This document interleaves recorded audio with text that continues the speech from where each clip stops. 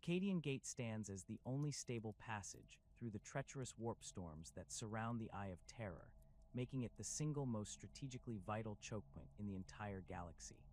This narrow corridor of relatively calm space, barely 3 light-years wide at its narrowest point, represents the sole reliable route that Chaos forces can use to launch major incursions from their demon-infested realm into Imperial space. Without the gate, the forces of the Dark Gods would be forced to navigate the unpredictable and often impassable warp storms that ring the Eye, making coordinated large-scale invasions nearly impossible. Cadia itself sits like a cork in a bottle at the mouth of this cosmic funnel, positioned perfectly to intercept any force attempting to emerge from the Eye of Terror. The planet's location was not chosen by accident or divine providence, but rather represents the culmination of careful Imperial strategic planning dating back to the Great Crusade.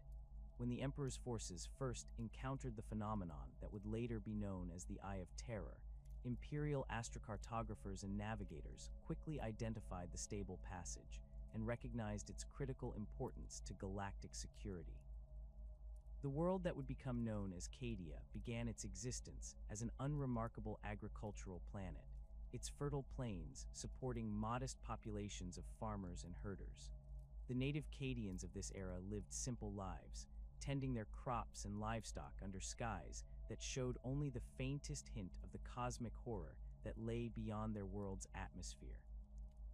Archaeological evidence suggests these early Cadians possessed a robust warrior culture even before Imperial contact, possibly shaped by periodic raids from Chaos cultists who managed to slip through the gate during its early, less well-defended periods.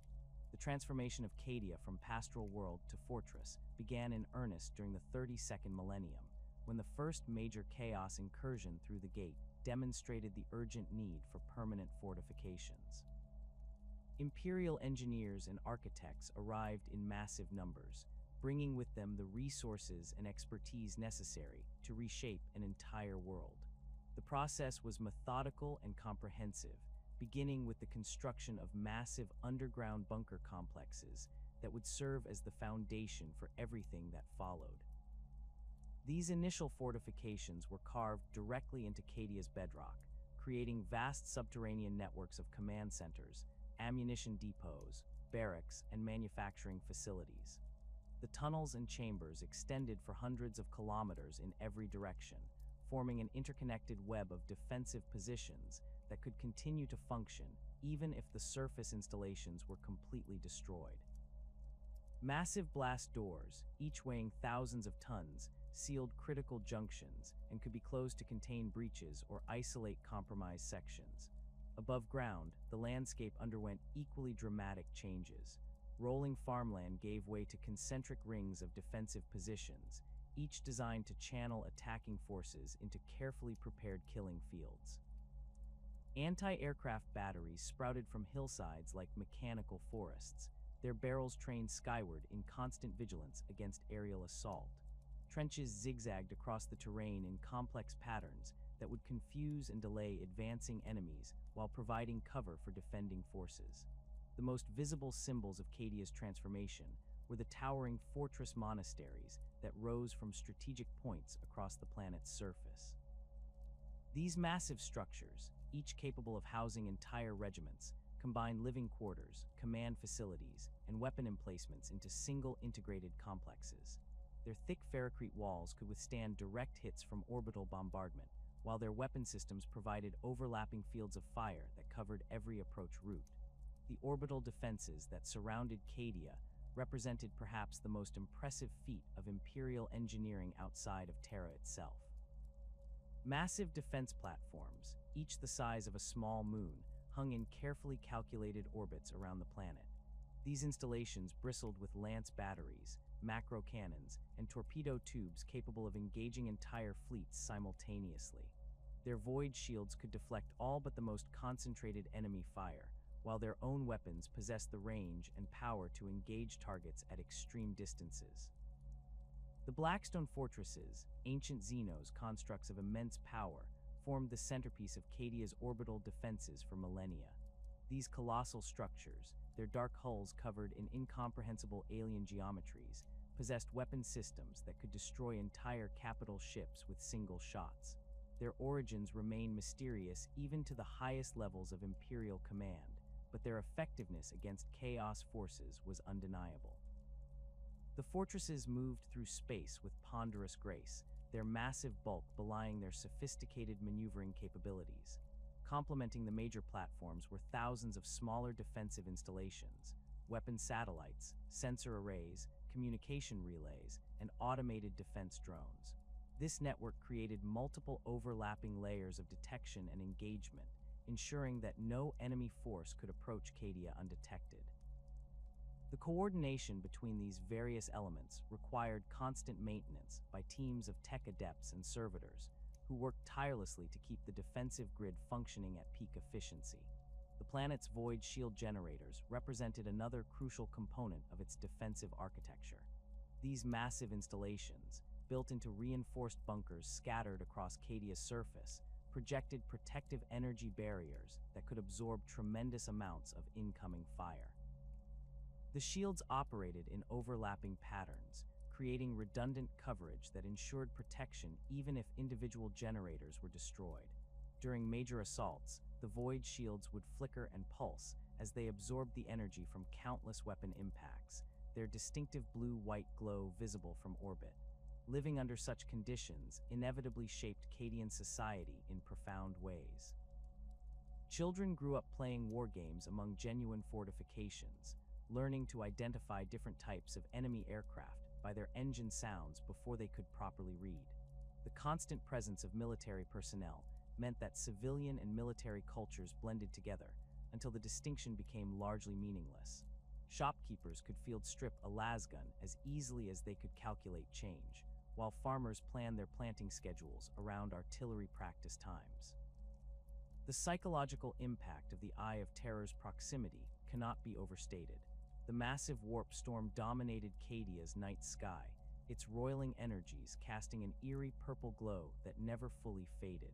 Citizens learned to sleep despite the unnatural light, though many reported disturbing dreams during periods when the eye's activity increased. Children born on Cadia often possessed distinctive violet-colored eyes, a mutation attributed to constant exposure to the warp energies that leaked through the gate. This constant exposure to chaos influence created a population with unusually strong resistance to corruption and mental manipulation. Cadians developed an almost instinctive ability to recognize the subtle signs of chaos taint, whether in individuals or in their environment. This heightened awareness became part of their cultural identity, passed down through generations of families who had never known life without the threat of demonic invasion. The planet's educational system reflected these realities, with military training integrated into every level of schooling. Young Cadians learned basic weapons handling alongside mathematics, studied tactical theory with the same intensity as literature, and participated in mock battles as regularly as they attended academic classes. By adolescence, most Cadians possessed military skills that would qualify them as veterans in many other Imperial worlds' planetary defense forces. Cadian architecture evolved to reflect the world's martial character. Buildings were constructed with thick walls and minimal windows, designed to serve as impromptu strongpoints if needed. Public spaces incorporated defensive features as naturally as decorative elements, with fountains positioned to provide cover and park benches built to serve as firing positions. Even civilian vehicles were designed with military applications in mind, featuring reinforced chassis and mounting points for weapon systems. The industrial capacity required to maintain Cadia's defenses transformed the planet's economy completely. Massive manufactorums produced ammunition, weapons, and equipment in quantities that staggered visitors from other worlds. The forges never stopped working, their furnaces casting an orange glow that competed with the purple light of the Eye of Terror. Conveyor systems transported materials and finished products through underground tunnels, keeping production safe from enemy bombardment while maintaining the steady flow of supplies that the garrison required. The children of Cadia emerged from the womb already marked by their world's unique position in the galaxy. The constant exposure to warp energies bleeding through the Eye of Terror left an indelible signature on every soul born beneath that baleful gaze, manifesting most visibly in the distinctive violet eyes that became the hallmark of true Cadians. These weren't merely unusual pigmentation or a cosmetic quirk. The violet irises represented a fundamental alteration at the genetic level, a mutation that occurred in nearly every child conceived on the Fortress world. Medical examinations conducted by Adeptus Mechanicus Biologists revealed that the violet coloration resulted from microscopic crystalline structures forming within the iris tissue, structures that seemed to resonate with warp frequencies in ways that standard human physiology could not. These formations didn't impair vision, but actually enhanced it in subtle ways, allowing Cadians to detect minute variations in light and shadow that proved invaluable in combat situations. Night vision among Cadians exceeded baseline human norms by significant margins, while their ability to track movement and identify targets at distance became legendary throughout the Imperial Guard. The physiological changes extended beyond mere eye color. Cadian bone density measured consistently higher than Imperial standard, their muscle fiber developed with greater efficiency, and their nervous systems displayed enhanced reaction times that military observers initially attributed to training before genetic analysis revealed the deeper truth. The constant low-level warp exposure had triggered adaptive mutations that prepared each generation for the harsh realities of their world's purpose. Pain tolerance among Cadians reached levels that impressed even Space Marine apothecaries, while their resistance to psychological trauma and corruption proved remarkably robust. These physical adaptations came with psychological changes that shaped Cadian character from birth. Infants displayed unusual calm in the presence of loud noises and bright lights, traits that served them well on a world where artillery barrages and weapons testing occurred around the clock. Children showed instinctive wariness towards strangers and unfamiliar objects, developing what psychologists termed tactical paranoia before they could walk properly. The ability to sleep through explosions and gunfire became as natural as breathing, while hypervigilance during waking hours represented the normal state rather than a stress response. Military culture permeated every aspect of Cadian society so thoroughly that the distinction between civilian and military life ceased to exist in any meaningful sense. Families organized themselves along quasi-military lines, with parents serving as commanding officers and children learning to follow orders before they learned to question authority. Household chores were assigned as duties rather than requested as favors, completed according to strict schedules that mirrored military routine. Meals were consumed at regulation times, personal hygiene maintained to military standards, and even recreational activities conducted with the discipline and precision expected of professional soldiers. The famous motto, "The planet broke before the Guard did," represented far more than mere propaganda or inspirational rhetoric. These words embodied the fundamental philosophy that governed every decision, every sacrifice, and every moment of existence on Cadia.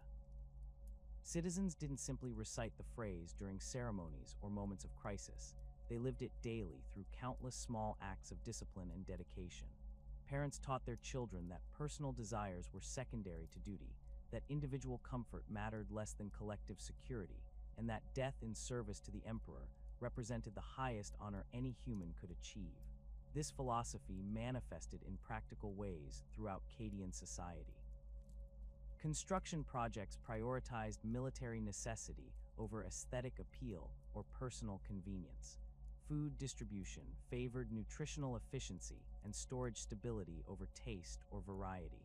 Entertainment focused on activities that developed useful skills rather than mere enjoyment.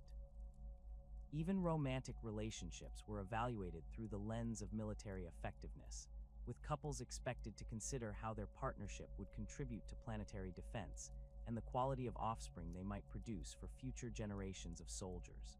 The White Shields program represented the formal beginning of military training, though Cadian children had been absorbing military knowledge since birth through constant exposure to their parents' duties and discussions. At age 8, every Cadian child reported to designated training facilities, where they began their transformation from civilians into soldiers. The program's name derived from the white helmet covers worn by youth auxiliaries, distinguishing them from the purple-helmeted regular troops, while marking their status as soldiers in training, rather than mere children playing at war. Initial White Shield's training focused on fundamental military concepts that would form the foundation for everything that followed. Children learned to march in formation, maintaining proper spacing and cadence while carrying equipment packs scaled to their size. They memorized basic commands and responses, practiced saluting and standing at attention, and absorbed the hierarchical structure that governed all military interactions. Physical conditioning began immediately, with daily exercises designed to build strength, endurance, and coordination while instilling the discipline necessary for more advanced training. Weapon familiarization started with deactivated training models that allowed children to learn proper handling techniques without risk of injury. 8-year-old White Shields practiced field stripping and reassembling lasguns until they could perform the task blindfolded, their small fingers learning to manipulate each component with the precision of seasoned veterans.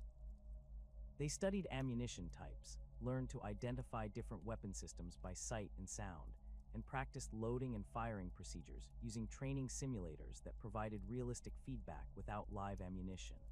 Tactical instruction formed another crucial component of White Shield's education. Children learned to read military maps, identify terrain features, and understand basic strategic concepts through classroom lessons and field exercises. They practiced moving through urban environments, using cover and concealment, and communicating through hand signals when verbal communication was impossible. Mock battles pitted different White Shield's units against each other, teaching the importance of teamwork, following orders, and adapting to changing battlefield conditions. The training regimen extended beyond purely military skills to encompass the broader knowledge base required for effective soldiers. White Shield studied Imperial history with emphasis on famous military campaigns and heroic last stands. They learned basic field medicine, including wound treatment, equipment maintenance, and survival techniques. Technical instruction covered the operation and maintenance of common military equipment, from Vox casters to vehicle systems, ensuring that every Cadian could contribute to the war effort regardless of their eventual specialization. Psychological conditioning represented perhaps the most important aspect of White Shield's training, though it was integrated so seamlessly into other activities that children rarely recognized it as separate instruction.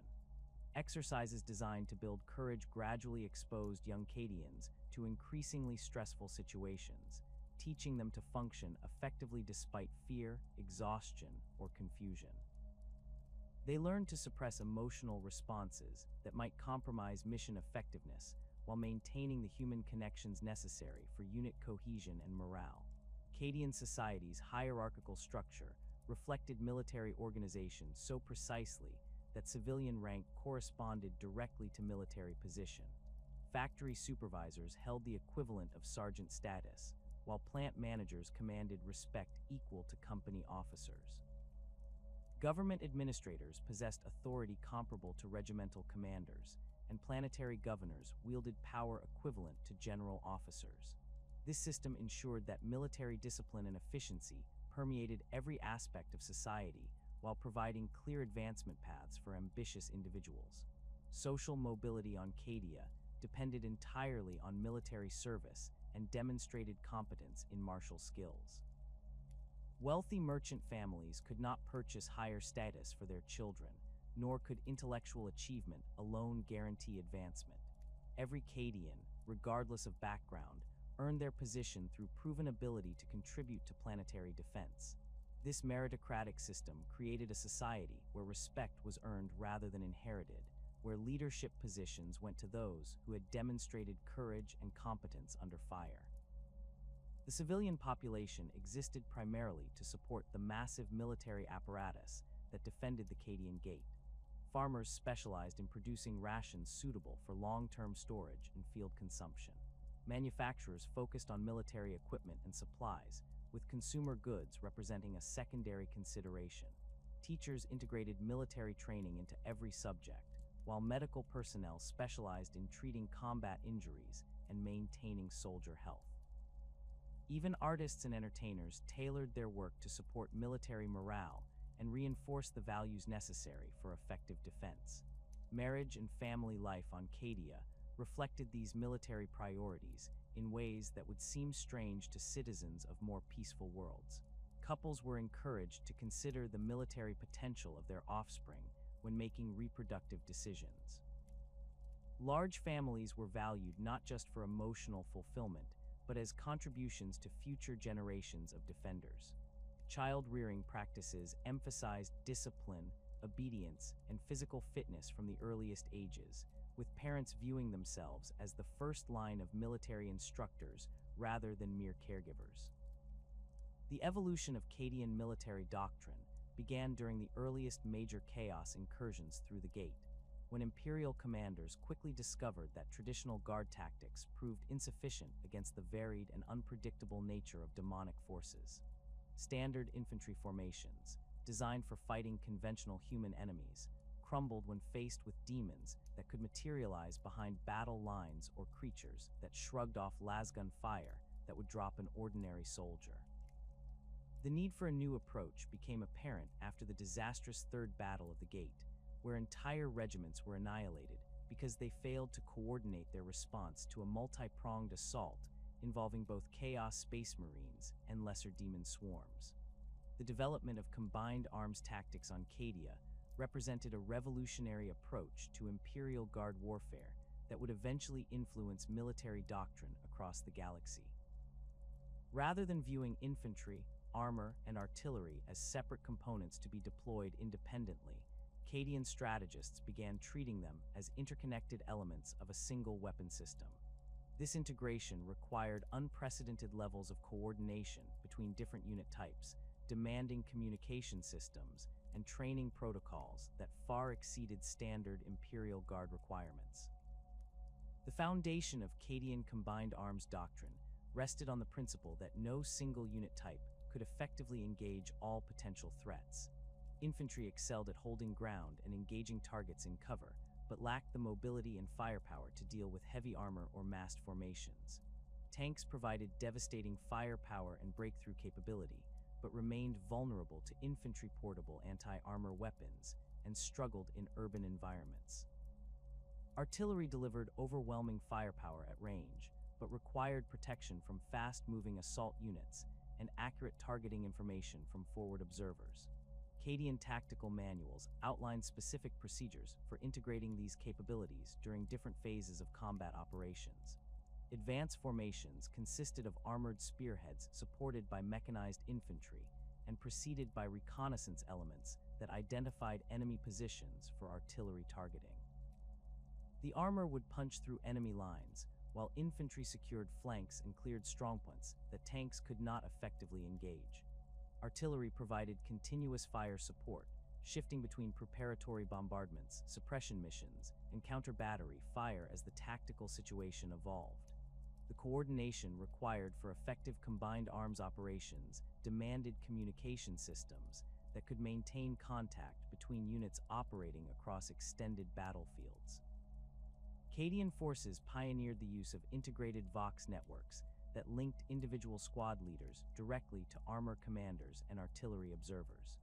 These systems allowed real-time coordination of fire support, with infantry units able to call for immediate tank support or artillery strikes without routing requests through higher command levels.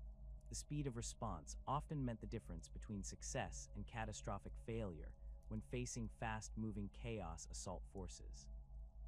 Training for combined arms operations began during the White Shields program and continued throughout a soldier's career.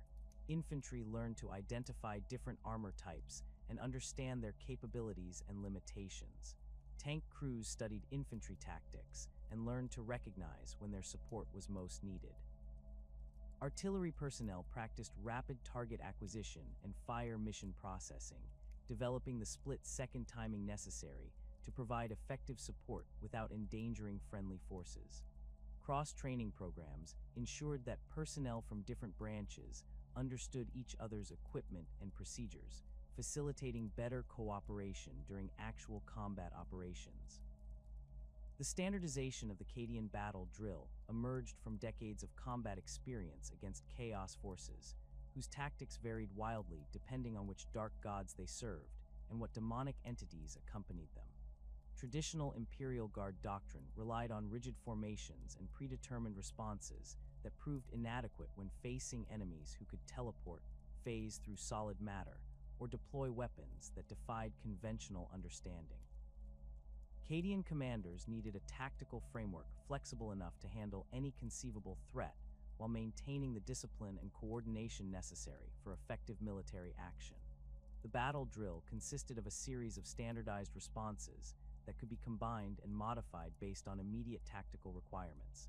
Each drill addressed a specific type of threat or tactical situation, from responding to sudden demon materialization to coordinating withdrawal under heavy fire. The genius of the system lay in its modular nature. Individual drills could be linked together in different combinations to address complex tactical situations that might involve multiple threat types simultaneously. Basic movement drills formed the foundation of the system, establishing standard procedures for advancing, withdrawing, and maneuvering under fire. These procedures specified exact spacing between soldiers, communication protocols, and fire discipline requirements that ensured units could move effectively while maintaining combat readiness.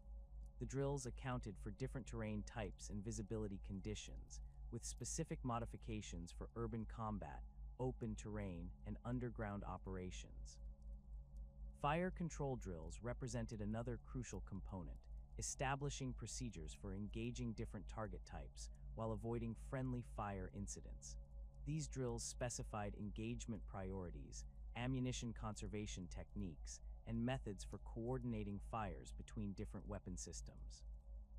Special emphasis was placed on target identification procedures that could distinguish between different types of chaos entities, as weapons effective against cultists might prove useless against demons, while anti-demon rounds could be wasted on human targets. The flexibility of the battle drill system allowed Cadian units to adapt rapidly to changing tactical situations without losing cohesion or effectiveness. Squad leaders could modify basic drills based on immediate circumstances, combining elements from different procedures to address unique threats. This adaptability proved crucial during prolonged engagements where enemy tactics evolved continuously, forcing defending forces to counter new approaches without time for detailed planning or consultation with higher command levels. Training in the battle drill system consumed thousands of hours throughout a Cadian soldier's career. Initial instruction focused on individual drills, with soldiers learning each procedure until they could execute it automatically under stress. Advanced training combined multiple drills in complex scenarios that simulated the chaos and confusion of actual combat. Live fire exercises tested soldiers' ability to maintain proper procedures while engaging real targets, while psychological conditioning ensured they could function effectively even when facing the terror-inducing presence of actual demons. The emphasis on disciplined fire control within Cadian doctrine reflected hard-learned lessons from early encounters with chaos forces. Inexperienced troops often panicked when faced with demonic entities, emptying their weapons in wild, ineffective bursts that accomplished nothing except depleting ammunition supplies. Chaos cultists deliberately exploited this tendency, using terror tactics and false charges to provoke premature firing that left Imperial forces vulnerable to actual attacks. Cadian fire discipline training began with basic marksmanship that emphasized accuracy over volume of fire. Soldiers learned to identify vital target areas on different enemy types, understanding that precise shots to critical locations were far more effective than spray and pray tactics. They practiced controlled breathing techniques and proper shooting positions that allowed accurate fire even under extreme stress. Range time included scenarios where soldiers had to engage targets while under simulated artillery bombardment or while wearing gas masks that restricted vision and breathing. The famous Cadian firing formations represented the culmination of centuries of tactical development and combat experience.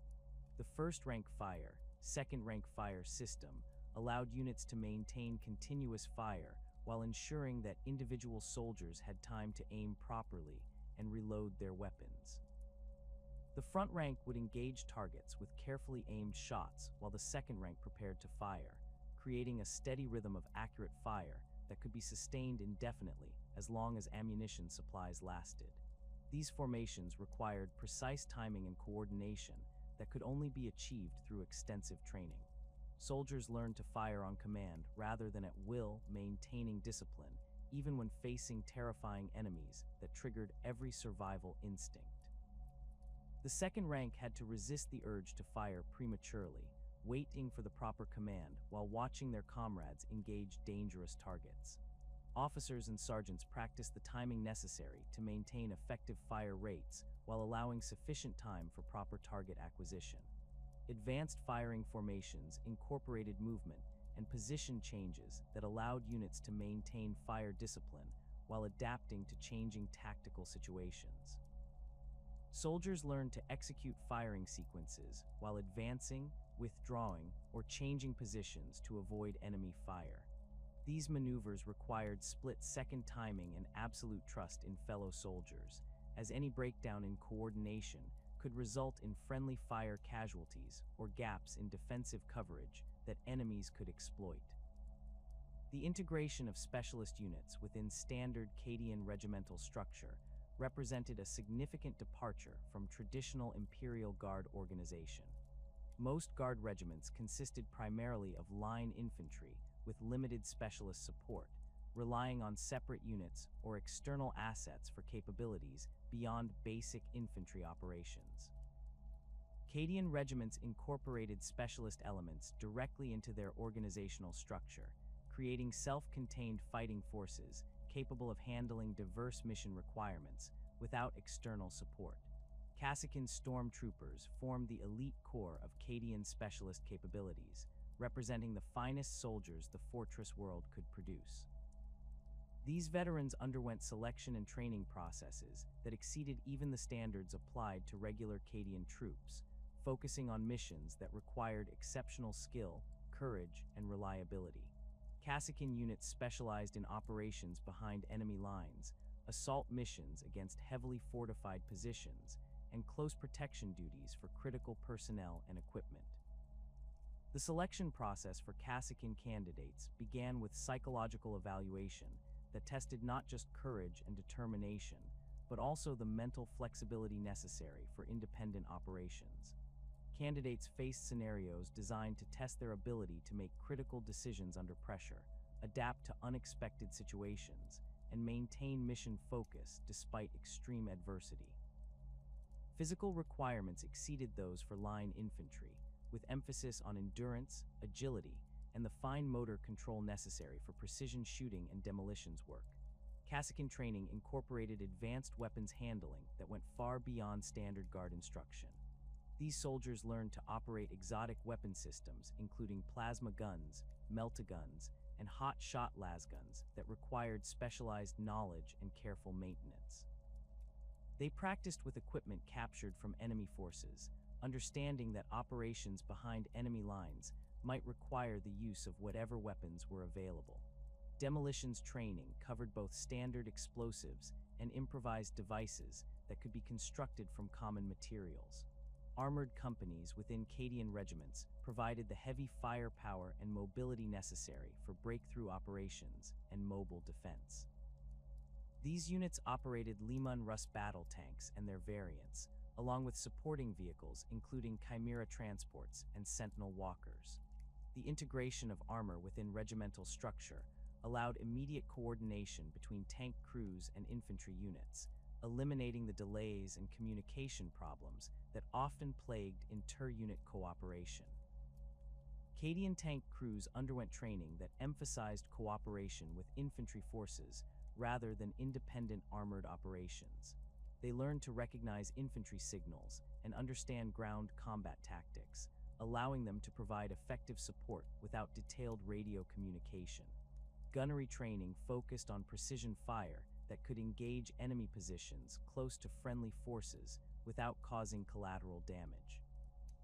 Driver training emphasized terrain navigation and positioning that maximized the tank's protective value for accompanying infantry. Artillery regiments attached to Cadian formations provided both direct and indirect fire support through a variety of weapon systems. Basilisk self-propelled guns formed the backbone of artillery capability, supplemented by Griffin heavy mortars for close support and Manticore missile launchers for long-range precision strikes. The integration of artillery within regimental structure allowed rapid response to fire support requests and eliminated the bureaucratic delays that often hampered artillery support in other guard formations. Artillery crews trained extensively in rapid deployment and displacement procedures that allowed them to provide fire support while avoiding counter-battery fire from enemy forces. They practiced setting up firing positions in minimal time, conducting fire missions with limited preparation, and moving to alternate positions before enemy forces could locate and engage them. Forward observer training emphasized accurate target identification and precise fire direction that could deliver effective fires without endangering friendly forces operating in close proximity to targets. The distinctive crack of the M36 lasgun echoed across Cadian training grounds from dawn until dusk, its sharp report becoming as familiar to Fortress World inhabitants as their own heartbeats. The Cantrell pattern M36 represented the pinnacle of Imperial small arms engineering, specifically designed to meet the demanding requirements of Cadian warfare against Chaos forces. Unlike the standard M35 lasguns issued to most Imperial Guard regiments, the Cantrell pattern featured enhanced power cells that delivered significantly higher energy output per shot, allowing Cadian troops to engage heavily armored cultists and lesser demons with greater effectiveness. The weapon's distinctive profile, with its elongated barrel shroud and reinforced stock, marked it immediately as Cadian equipment. The barrel shroud served multiple purposes beyond mere aesthetics, containing additional cooling elements that prevented overheating during sustained fire and housing the weapon's targeting systems. The reinforced stock, constructed from a composite of plasteel and shock-absorbing polymers, could withstand the brutal treatment expected in prolonged combat operations while maintaining the weapon's accuracy and reliability. Each M36 incorporated features specifically requested by Cadian commanders based on combat experience against Chaos forces.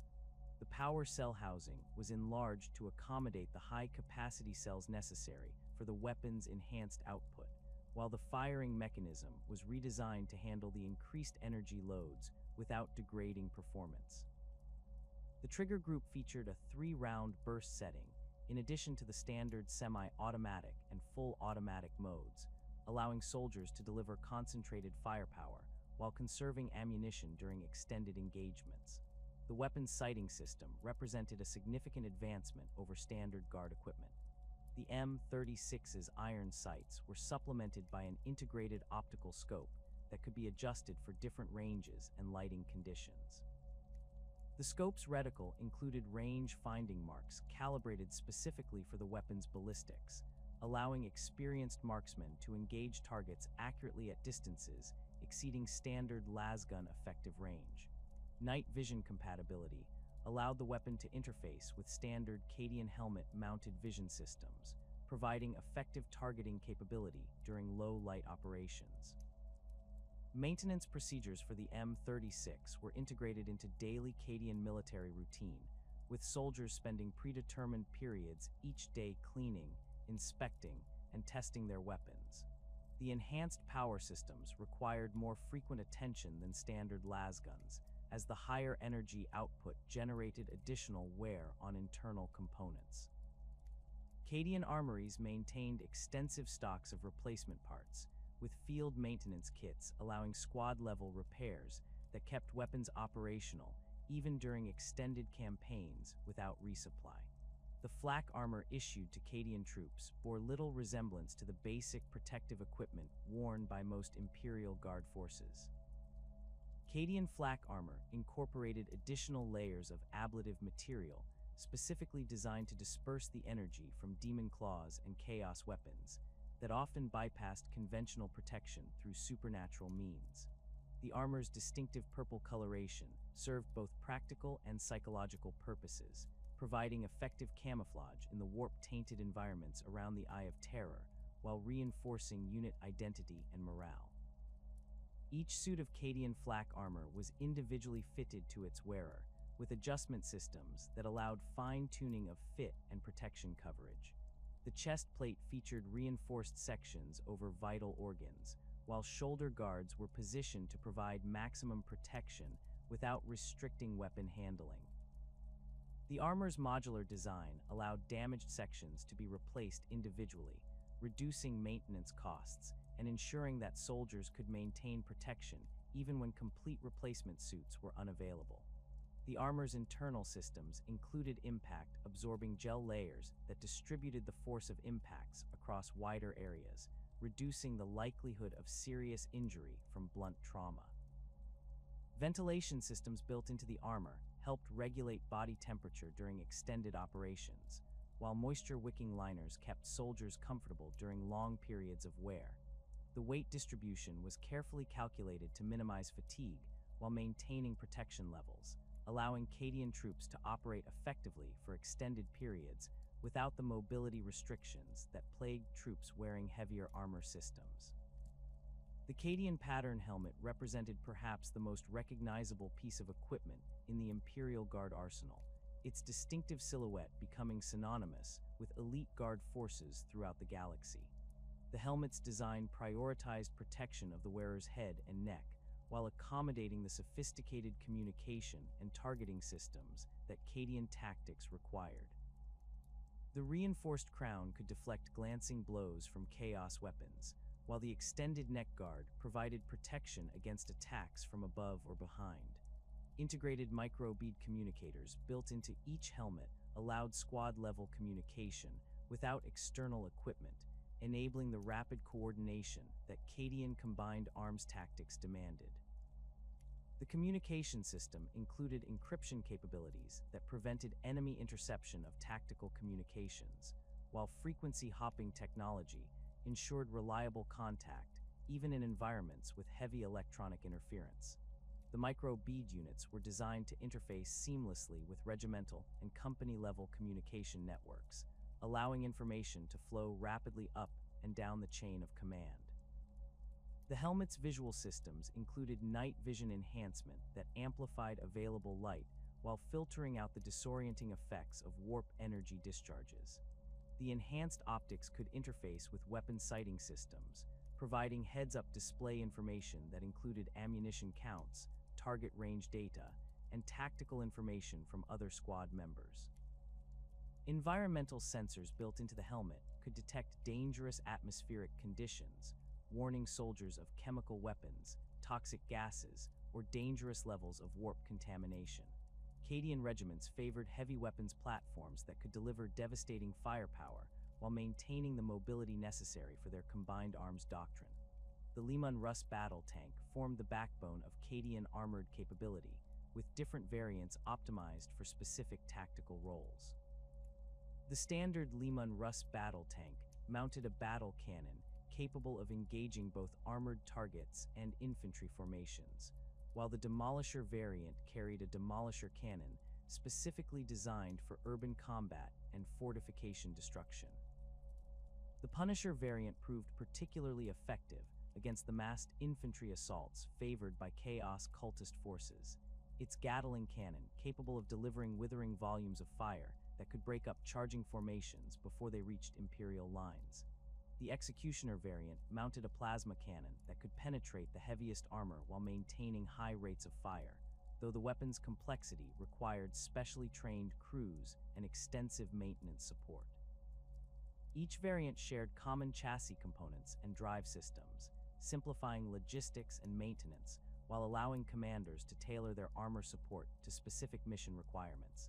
Cadian tank crews underwent extensive training in coordination with infantry forces, learning to provide close support without endangering friendly troops. The tank's communication systems were integrated with infantry squad networks, allowing immediate coordination of fire support and movement. Crews practiced engaging targets designated by infantry spotters, developing the precision necessary to provide effective fire support in urban environments where friendly and enemy forces operated in close proximity. The Basilisk self-propelled artillery piece represented the standard indirect fire support weapon for Cadian forces, its Earthshaker cannon capable of delivering high explosive shells across extended ranges with devastating effect. The weapon's mobility allowed rapid displacement after firing, preventing enemy counter-battery fire from eliminating artillery assets. Cadian artillery crews developed techniques for rapid deployment and firing that allowed them to provide immediate fire support while maintaining survivability against enemy counterattacks. Artillery coordination procedures developed by Cadian forces emphasized rapid response and precision targeting that could deliver effective fires without extensive preparation time. Forward observers underwent specialized training in target identification and fire direction, learning to call for immediate fire support while operating close to enemy positions. The artillery units practiced pre-planned fire missions that could be executed immediately upon request, providing defensive fires that could break up enemy attacks before they reached Imperial positions. The Cacian stormtroopers represented the elite of Cadian military forces, equipped with specialized gear that reflected their role as the regiment's premier assault troops. Their carapace armor provided significantly greater protection than standard flak armor, while maintaining the mobility necessary for their specialized missions. The armor incorporated advanced materials that could deflect small arms fire, while distributing the impact of heavier weapons across the wearer's body, reducing the likelihood of incapacitating injuries. Hotshot lasguns issued to Cacian units delivered significantly greater power than standard weapons, capable of penetrating armor that would stop conventional lasgun fire. The weapons required specialized power cells and more frequent maintenance, but their enhanced capability made them invaluable for operations against heavily armored opponents. Each hotshot lasgun incorporated advanced targeting systems that could interface with the wearer's helmet displays, providing real-time ballistic information and target tracking data. Advanced targeting systems used by Cacian forces included range finders, target designators, and communication equipment that allowed coordination with supporting elements. The systems could mark targets for artillery or air support, providing precise location data that enabled accurate strikes even in complex urban environments. Night vision and thermal imaging capabilities allowed effective operations in low light conditions, while electronic warfare systems could disrupt enemy communications and targeting systems. The logistical superiority of Cadian forces stemmed from their standardized equipment patterns and efficient supply chain management systems that had been refined through centuries of continuous warfare. Unlike many Imperial Guard regiments that relied on diverse equipment from multiple sources, Cadian forces used standardized patterns that simplified maintenance, training, and resupply operations. This standardization allowed rapid replacement of damaged equipment and cross-training of personnel on different systems. Cadian supply chains incorporated redundant transportation and storage systems that could continue functioning even when portions of the network were disrupted by enemy action. Underground storage facilities protected critical supplies from orbital bombardment, while multiple transportation routes ensured that supplies could reach frontline units even when primary supply lines were compromised. Automated inventory systems tracked equipment usage and predicted replacement needs, allowing supply officers to maintain adequate stocks without excessive waste. The efficiency of Cadian logistics extended to battlefield resupply operations, with procedures that allowed rapid replenishment of ammunition, medical supplies, and replacement equipment during active combat operations. Supply convoys were organized and protected to minimize vulnerability to enemy attack, while forward supply points were positioned to provide immediate support to engaged units. The integration of supply operations with tactical planning ensured that logistical considerations were incorporated into all operational decisions, preventing the supply shortages that often crippled other Guard formations during extended campaigns. The The transformation from regular Cadian trooper to Kasrkin stormtrooper began with a selection process so rigorous that fewer than 1 in 50 candidates survived the initial screening phases. Unlike the mass conscription that fed the ranks of standard Cadian regiments, Kasrkin recruitment targeted soldiers who had already proven themselves in combat against Chaos forces, typically requiring a minimum of 3 years' service and participation in at least 2 major engagements. The selection boards, composed of veteran Kasrkin officers and senior non-commissioned officers, evaluated candidates not merely on physical prowess or marksmanship scores, but on more subtle qualities that distinguished exceptional soldiers from merely competent ones. Psychological resilience formed the cornerstone of Kasrkin selection criteria. Candidates underwent extensive mental evaluation designed to identify individuals capable of operating independently behind enemy lines while maintaining mission focus despite extreme stress and isolation. The testing process included simulated capture scenarios where candidates were subjected to interrogation techniques that mimicked those employed by Chaos cultists, evaluating their ability to resist both physical torture and psychological manipulation. Those who broke under simulated interrogation were immediately dismissed, regardless of their other qualifications, as the nature of Kasrkin operations meant that capture often resulted in exposure to corruption attempts that could compromise entire missions. The physical requirements for Kasrkin selection exceeded those of standard Cadian forces by significant margins. Candidates completed endurance courses that required them to carry full combat loads across distances that would challenge unencumbered runners, navigate obstacle courses while under simulated enemy fire, and demonstrate the fine motor control necessary for precision shooting after exhausting physical exertion. The selection cadre paid particular attention to candidates' ability to maintain accuracy with their weapons while fatigued, as Kasrkin operations often required precise shooting after hours of movement through hostile territory. Combat effectiveness evaluation formed another crucial component of the selection process. Candidates participated in live fire exercises against veteran Kasrkin instructors who used every trick and tactic they had learned during years of operations against Chaos forces. These exercises tested not only shooting ability, but tactical thinking, adaptability, and the capacity to function effectively as part of a small unit. Candidates who relied too heavily on standard Cadian battle drill procedures were often eliminated, as Kasrkin operations required the flexibility to abandon conventional tactics when circumstances demanded innovative approaches. The training regimen that awaited successful candidates made the rigorous preparation of standard Cadian troops appear gentle by comparison.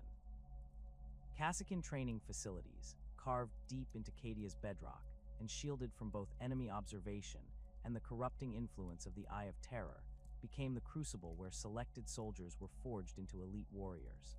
The first phase of training focused on breaking down the conventional military thinking that candidates had developed during their service with line units, forcing them to abandon rigid adherence to established procedures in favor of adaptive tactical thinking.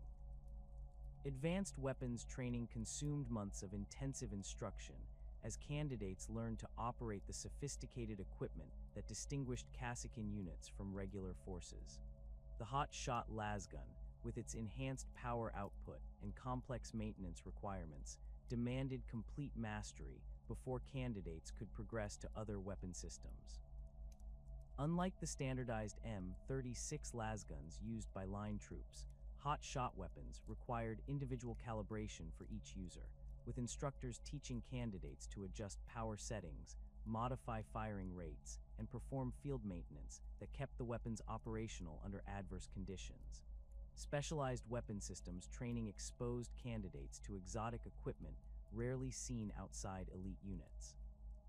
Plasma guns, with their devastating firepower and notorious tendency toward catastrophic malfunction, required extensive theoretical instruction before candidates were permitted to handle live weapons. The training covered not only proper firing techniques, but also recognition of the warning signs that preceded plasma weapon failures, emergency shutdown procedures, and field repairs that could restore functionality to damaged systems. Similar intensive instruction covered meltaguns, grenade launchers, and sniper rifles, with each weapon system demanding mastery of unique handling characteristics and tactical applications. Urban warfare specialization reflected the reality that many Casican operations took place within the sprawling hive cities and fortified positions that characterized Imperial defensive installations. Training facilities recreated the complex three-dimensional environment of urban combat, with candidates learning to navigate through buildings, utilize vertical movement techniques, and engage enemies in confined spaces where conventional tactics proved inadequate. Room clearing procedures received particular emphasis, as Casican units often found themselves assaulting fortified positions where a single mistake could result in the loss of an entire squad. The urban combat curriculum included extensive instruction in demolitions work, as Casican operations frequently required the destruction of specific targets or the creation of new routes through heavily fortified positions. Candidates learned to calculate explosive charges for different materials and construction types, place charges for maximum effect while minimizing collateral damage, and construct improvised explosive devices from common materials when standard demolitions were unavailable. The training emphasized precision over raw destructive power, teaching candidates to achieve specific tactical objectives rather than simply causing maximum damage. Deep strike operations training prepared Casican units for insertion behind enemy lines through a variety of methods ranging from orbital drop pods to infiltration through enemy-held territory. Candidates learned to operate with minimal equipment, living off captured supplies and improvised resources while maintaining combat effectiveness during extended operations. Navigation training covered both technological aids and traditional techniques, ensuring that Casican teams could reach their objectives even when electronic systems failed or were compromised by enemy action. Survival training pushed candidates to their physical and mental limits, teaching them to operate effectively in environments where standard Imperial forces would quickly succumb to hostile conditions. The training covered operation in toxic atmospheres, extreme temperatures, and areas with high levels of warp contamination that could affect both equipment function and human physiology. Candidates learned to recognize the early signs of chaos corruption in themselves and their teammates, understanding that the nature of their missions often exposed them to influences that could compromise their loyalty to the Emperor. The integration of Casican units within standard Cadian regimental structure required careful coordination between elite and regular forces. Casican squads operated with significant autonomy, receiving mission objectives from regimental command, but planning and executing their operations with minimal oversight. This independence allowed them to adapt rapidly to changing tactical situations while maintaining focus on their primary objectives, but it also required exceptional discipline and judgment from Casican leaders who might find themselves making strategic decisions without direct communication with higher command. Casican deployment doctrine emphasized their role as force multipliers rather than replacement troops for regular infantry. A single Casican squad, properly positioned and equipped, could accomplish objectives that might require an entire company of line troops, but only when their unique capabilities were employed appropriately. Regimental commanders learned to identify missions that played to Casican strengths while avoiding the temptation to use elite troops for tasks that regular forces could accomplish with acceptable casualties. The tactical flexibility of Casican units made them invaluable during the complex multi-phase operations that characterized warfare against chaos forces. While regular Cadian regiments excelled at defensive operations and conventional assaults, Casican units could operate behind enemy lines, gather intelligence, eliminate key targets, and disrupt enemy communications and supply lines. Their ability to operate independently allowed regimental commanders to conduct simultaneous operations across multiple fronts, multiplying the effective combat power of Cadian forces beyond what their numbers alone would suggest. Notable Cacican operations during the various Black Crusades demonstrated the effectiveness of their specialized training and equipment. During the 12th Black Crusade, Cacican teams infiltrated Chaos-held positions on the fortress world of Mordian, eliminating key command personnel and disrupting coordination between different Chaos factions at critical moments during the Imperial counteroffensive. The precision of these operations, conducted simultaneously across multiple locations, prevented Chaos forces from mounting effective resistance to the Imperial advance and contributed directly to the Crusade's eventual failure. The defense of Kasr Tyrok during the 13th Black Crusade showcased Cacican capabilities in urban warfare when regular evacuation procedures failed and civilian populations became trapped within the fortress city. Cacican units conducted running battles through the city's lower levels, establishing safe corridors that allowed civilian evacuation while engaging Chaos forces in close-quarters combat that neutralized many of the advantages typically enjoyed by traitor Space Marines. The operation required precise coordination between multiple Cacican teams operating in different sections of the city, with each team adapting their tactics to the specific terrain and enemy forces they encountered. The specialized equipment issued to Cacican units reflected their elite status and unique mission requirements. Carapace armor provided significantly greater protection than the flak armor worn by line troops, incorporating advanced materials that could deflect small arms fire while maintaining the mobility necessary for their specialized operations. The armor's modular design allowed individual pieces to be replaced or modified based on specific mission requirements, with additional protection available for operations in toxic environments or areas with high levels of radiation or warp contamination. Hotshot lasguns represented the standard personal weapon for Cacican troopers, delivering significantly greater power than conventional lasguns while maintaining the reliability and ease of maintenance that made las weapons the preferred choice for Imperial Guard forces. The weapons incorporated advanced targeting systems that could interface with the wearer's helmet displays, providing real-time ballistic information and target tracking data that enhanced accuracy during precision shooting missions. Power cells for hot shot weapons required more frequent replacement than standard lasgun cells, but their enhanced output made them invaluable for engaging heavily armored opponents.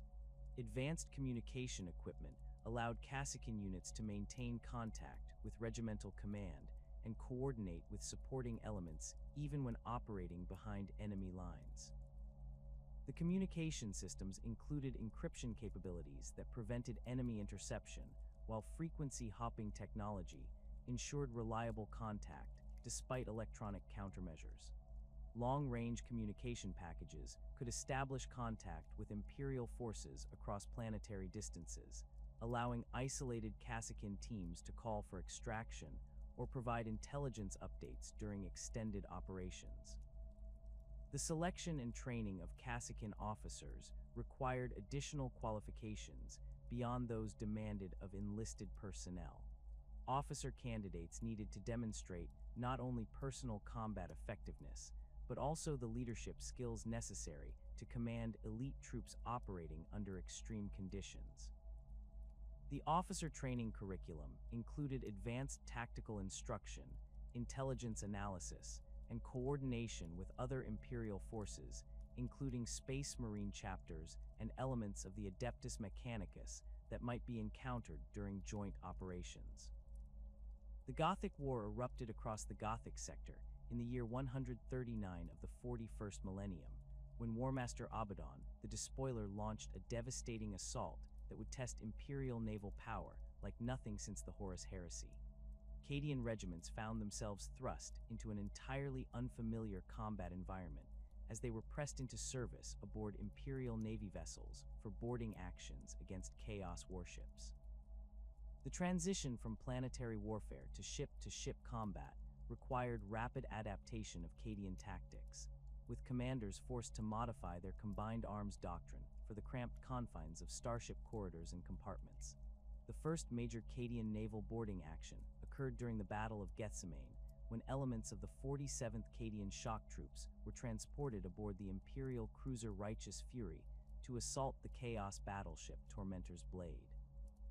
The Cadians discovered that their standard battle drill procedures required significant modification for shipboard operations, where the lack of artillery support and limited maneuvering space negated many of their tactical advantages. Squad leaders had to develop new techniques for clearing ship compartments, using demolition charges to breach bulkheads while avoiding damage to critical ship systems that could compromise the vessel's structural integrity. The confined spaces of starship interiors created unique challenges for Cadian forces accustomed to operating in open terrain with clear fields of fire. Corridors barely wide enough for two soldiers to advance abreast forced tactical formations into single-file advances that made units vulnerable to concentrated enemy fire from defensive positions. The Cadians adapted by developing new movement techniques that used covering fire from rear elements, while advanced troops cleared each compartment systematically, ensuring that no enemy forces could establish positions behind advancing Imperial forces. Cadian stormtroopers proved particularly valuable during naval boarding operations, their specialized training in close-quarters combat and urban warfare translating effectively to the three-dimensional maze of starship interiors. Their hotshot lasguns could penetrate the reinforced bulkheads that provided cover for defending Chaos forces, while their demolition expertise allowed them to create new routes through ship sections when conventional passages were blocked or heavily defended. The Cadian developed specialized techniques for zero-gravity combat when boarding actions extended into damaged ship sections where artificial gravity had failed. The boarding of the Chaos cruiser Desecrator during the Second Battle of Skyndelgeist demonstrated the evolution of Cadian naval tactics as the war progressed. The 23rd Cadian Regiment had developed new equipment specifically for shipboard operations, including magnetic boots that allowed movement through depressurized sections and specialized breaching charges designed to open ship bulkheads without causing catastrophic decompression. Their assault teams carried portable void shield generators that could create temporary safe zones during prolonged firefights in areas exposed to vacuum. Cadian forces learned to coordinate their boarding actions with Imperial Navy damage control teams, understanding that successful capture of enemy vessels required not only defeating hostile forces, but also preventing the ships from being scuttled or suffering critical system failures. This coordination required extensive cross-training between Guard and Navy personnel, with Cadian officers learning basic ship operations, while Navy technicians received instruction in ground combat techniques. The resulting joint operations proved devastatingly effective against Chaos forces unprepared for such coordinated assaults. The Gothic War's conclusion saw Cadian regiments having developed an entirely new branch of military expertise that would prove valuable in future campaigns. The lessons learned during naval boarding operations were incorporated into standard Cadian training programs, with specialized courses in shipboard combat becoming part of advanced tactical instruction. The experience gained during the Gothic War would later prove crucial during the Sabbat Worlds Crusade, when Cadian forces again found themselves operating in environments far removed from their fortress world origins. The Sabbat Worlds Crusade, launched by Warmaster Makaroth, presented Cadian forces with their most extensive deployment beyond the Eye of Terror's immediate vicinity. The Crusade's vast scope, encompassing dozens of star systems across multiple sectors, required Cadian regiments to operate independently for extended periods without the logistical support networks they relied upon during defensive operations around the Cadian Gate. This transition from defensive warfare to offensive campaigning across interstellar distances tested every aspect of Cadian military doctrine and organizational capability. The 8th Cadian Shock Troops were among the first regiments deployed to the Sabbat Worlds, arriving on Balhaut in early 756 to participate in the reduction of the fortress city of Vervenhive. The urban warfare experience gained during countless defensive actions on Cadia translated effectively to offensive operations, but the Cadians had to adapt their tactics for sustained operations without the extensive fortification networks that characterized their home world. Supply lines stretching across multiple star systems required new logistical procedures that emphasized local resource utilization and captured enemy equipment to supplement standard Imperial provisions. The Siege of Vervenhive showcased Cadian adaptability as regiments modified their combined arms doctrine for extended urban operations. Artillery units learned to operate from improvised firing positions using captured ammunition when standard supplies ran low, while armor companies developed maintenance procedures that utilized salvaged parts from destroyed vehicles. The Cadians established forward repair facilities in captured buildings, creating mobile workshops that could maintain equipment effectiveness despite being thousands of light years from their primary supply bases. Cadian forces demonstrated remarkable flexibility during the Sabbat World's Crusade's multiple phases, adapting their tactics to diverse planetary environments that ranged from ice worlds to jungle planets.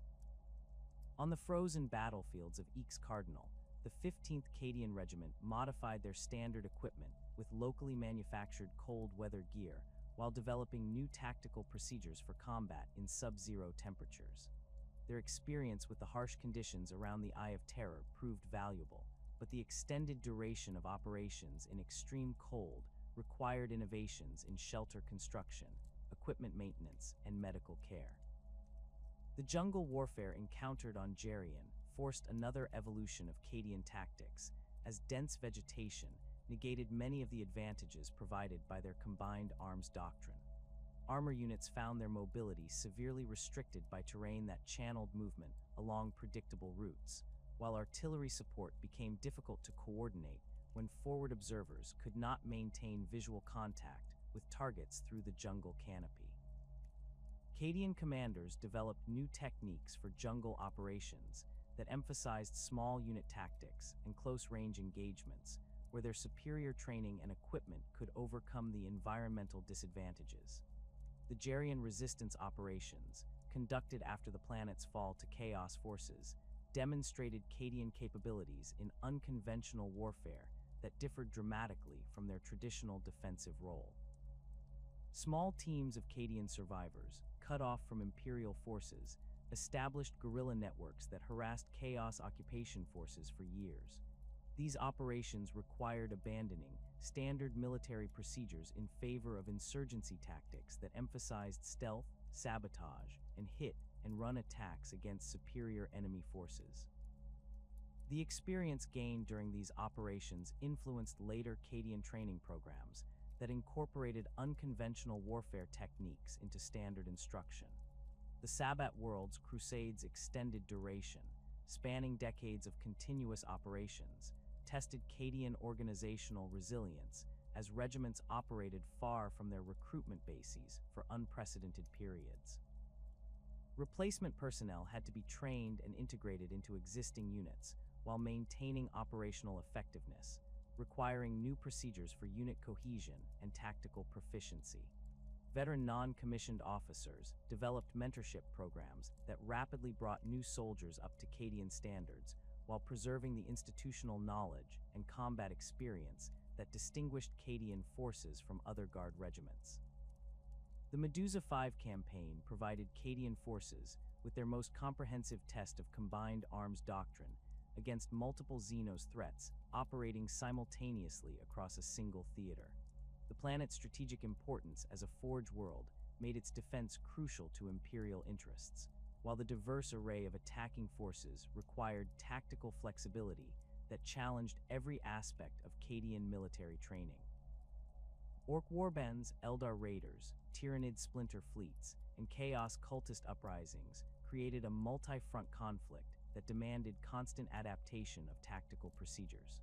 The initial Cadian deployment to Medusa 5 consisted of 3 full regiments supported by attached armor and artillery units, representing one of the largest concentrations of Cadian forces deployed outside the Cadian system since the Gothic War. The 101st, 217th, and 334th Cadian Shock Troops established defensive positions around the primary forge complexes, while reconnaissance elements identified the various enemy forces converging on the planet. The intelligence gathered during these initial operations revealed the unprecedented complexity of the tactical situation facing Imperial defenders. The Orc assault on the northern industrial sectors demonstrated the effectiveness of Cadian combined arms tactics against conventional Xenos forces.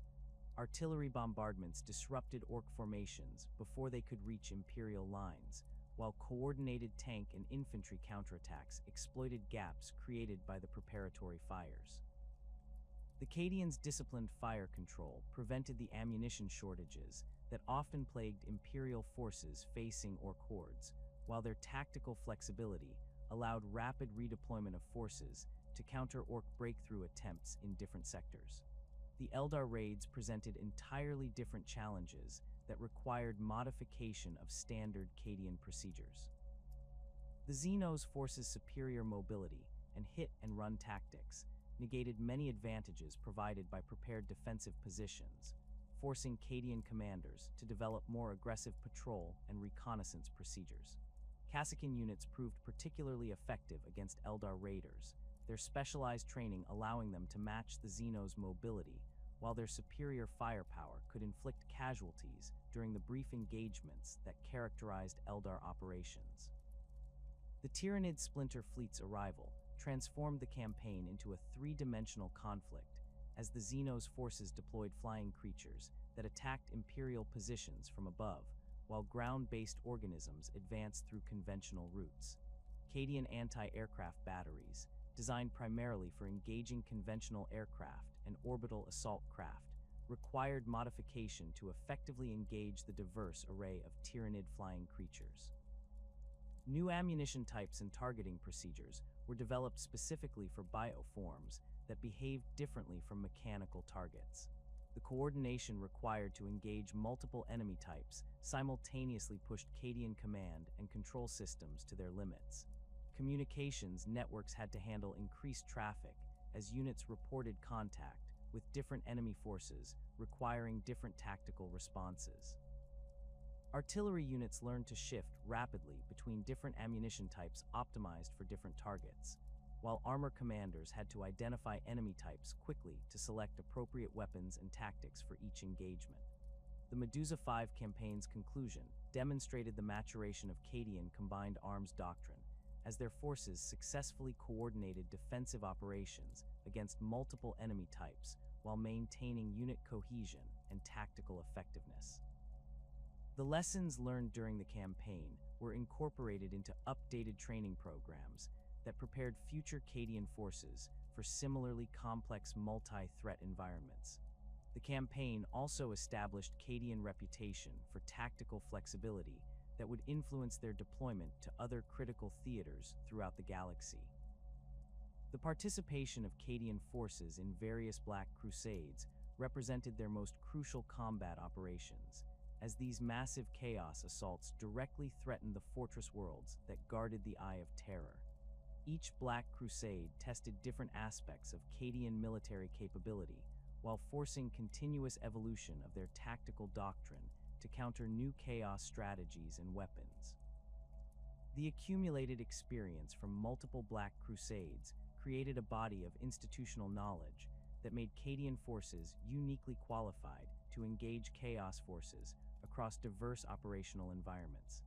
The 7th Black Crusade saw Cadian regiments deployed throughout the Segmentum Obscurus as Abaddon's forces struck at multiple targets simultaneously. The 56th Cadian Regiment participated in the defense of the Shrine World of Savaven, where their urban warfare expertise proved crucial during house-to-house fighting against Word-Bearer's traitor Marines. The confined spaces of the Shrine City's religious districts required modification of standard anti-space marine tactics, with Cadian forces learning to use the architecture itself as a weapon by collapsing buildings on advancing enemy forces. The 12th Black Crusade's focus on the Forge world of Mordian required Cadian forces to adapt their tactics for operations in the highly industrialized environment of a major manufacturing center. The complex three-dimensional terrain created by massive factory complexes and processing facilities provided numerous opportunities for ambush and infiltration that Chaos forces exploited effectively. Cadian commanders developed new clearing procedures that systematically secured industrial facilities while preventing enemy forces from using the machinery and infrastructure as weapons against Imperial defenders. The strategic brilliance that defined Cadian military doctrine found its ultimate expression in Lord Castellan Ursarkar E. Creed, whose tactical innovations and battlefield leadership elevated the art of Imperial Guard warfare to unprecedented heights. Creed's rise through the ranks exemplified the meritocratic nature of Cadian society, where advancement depended entirely on demonstrated competence rather than noble birth or political connections. Born in the industrial districts of Kasser Tyrok, Creed displayed an intuitive understanding of combined arms tactics that marked him as exceptional even by Cadian standards from his earliest days as a White Shield recruit. His tactical genius manifested not in flashy maneuvers or dramatic gestures, but in the methodical application of overwhelming force at precisely the right moment and location. Creed possessed an almost supernatural ability to anticipate enemy movements and position his forces to exploit weaknesses that other commanders failed to recognize until battles had already been decided. This prescient understanding of battlefield dynamics earned him rapid promotion through the officer ranks, with each successive command assignment demonstrating his capacity to handle increasingly complex operational challenges. The development of what became known as Creed's tactical doctrine began during his service as a company commander in the 8th Cadian Interior Guard, where he pioneered the integration of reconnaissance assets with artillery support that would later become standard practice throughout Cadian forces. Rather than relying on pre-planned fire missions or reactive artillery support, Creed developed procedures that allowed forward observers to call for immediate suppressive fires, while simultaneously directing armor and infantry movements to exploit the confusion created by the bombardments. His innovative use of deception and misdirection elevated simple tactical maneuvers into strategic masterstrokes that consistently wrong-footed enemy commanders. Creed understood that victory often depended less on superior firepower than on forcing opponents to commit their forces against false objectives, while the real assault developed elsewhere. His famous ability to conceal entire regiments and armor companies until the moment of attack became legendary throughout the Imperial Guard, with fellow officers struggling to understand how such large formations could remain hidden until they struck with devastating effect. The tactical flexibility that characterized Creed's command style required unprecedented coordination between different unit types and command levels. He developed communication procedures that allowed real-time coordination between widely separated formations while maintaining operational security that prevented enemy interception of critical information. His command posts utilized multiple redundant communication systems that ensured continuous contact with subordinate units even when individual networks were compromised by enemy action or electronic warfare. Creed's mastery of logistics and supply chain management proved equally important to his tactical success, as he understood that the most brilliant maneuvers meant nothing if units lacked the ammunition, fuel, and supplies necessary to execute them effectively. He pioneered the use of mobile supply columns that could reposition rapidly to support changing tactical situations, while his quartermasters developed procedures for pre-positioning critical supplies at locations where they would be needed during planned operations. This logistical foresight allowed Cadian forces under his command to maintain operational tempo that exhausted enemy forces unprepared for sustained high-intensity combat. The 13th Black Crusade provided the ultimate test of Creed's tactical abilities as Abaddon's forces launched their most comprehensive assault on the Cadian Gate since the Horus Heresy. The scale and complexity of the Chaos offensive required defensive coordination across multiple star systems, with Creed serving as the primary architect of Imperial resistance throughout the campaign. His strategic vision encompassed not only the immediate tactical challenges of defending individual worlds, but also the broader operational requirements of maintaining coherent defense across the entire theater. Creed's defensive strategy for the 13th Black Crusade demonstrated his understanding that static fortifications alone could not withstand the overwhelming force that Abaddon had assembled. Instead, he developed a layered defense that utilized the fortress world's fixed fortifications as anchor points for mobile operations that could concentrate superior force against individual chaos thrusts while avoiding decisive engagement against the enemy's main strength. This approach required precise timing and coordination that tested every aspect of Cadian military doctrine while demanding exceptional leadership at every command level.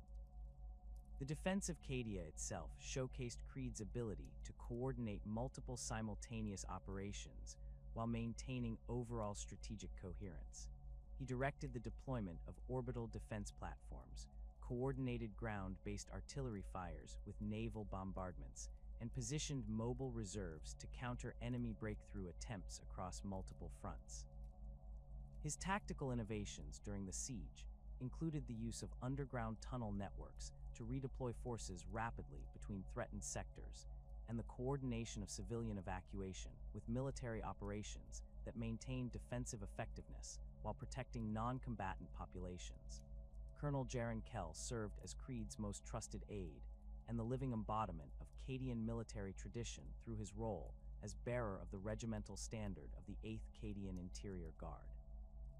The massive banner, its purple fabric emblazoned with battle honors from centuries of warfare, represented far more than mere military decoration.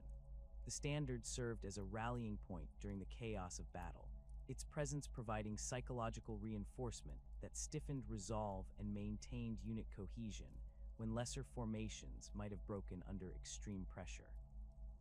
Kell's dedication to his ceremonial duties matched his competence as a combat officer, understanding that the standard's symbolic importance required its protection even at the cost of tactical flexibility. He developed techniques for maintaining the banner's visibility during combat operations while minimizing its exposure to enemy fire, using terrain features and tactical positioning to ensure that friendly forces could see the standard without providing easy targets for enemy marksmen.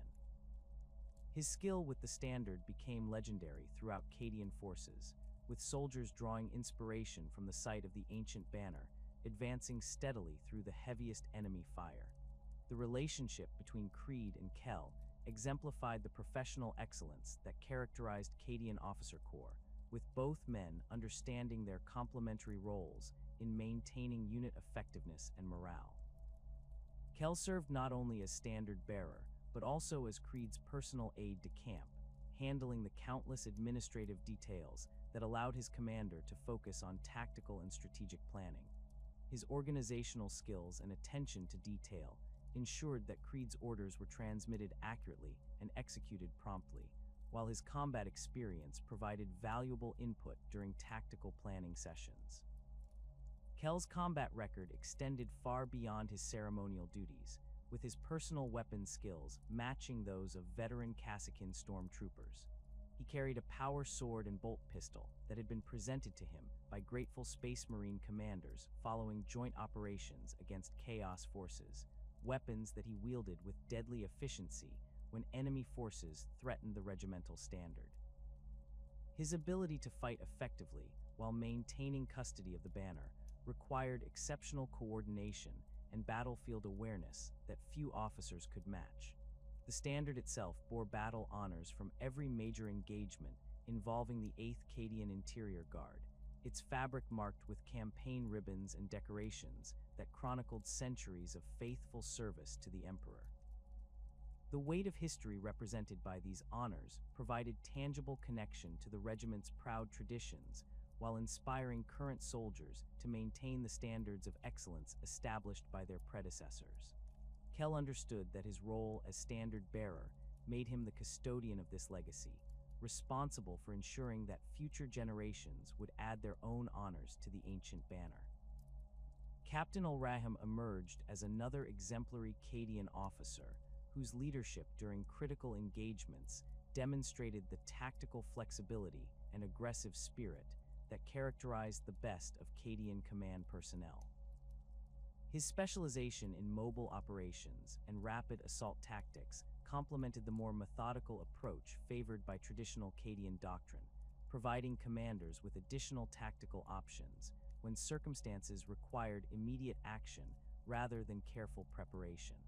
Ulraham's units became known for their ability to exploit temporary advantages and breakthrough opportunities that more conventional formations might miss.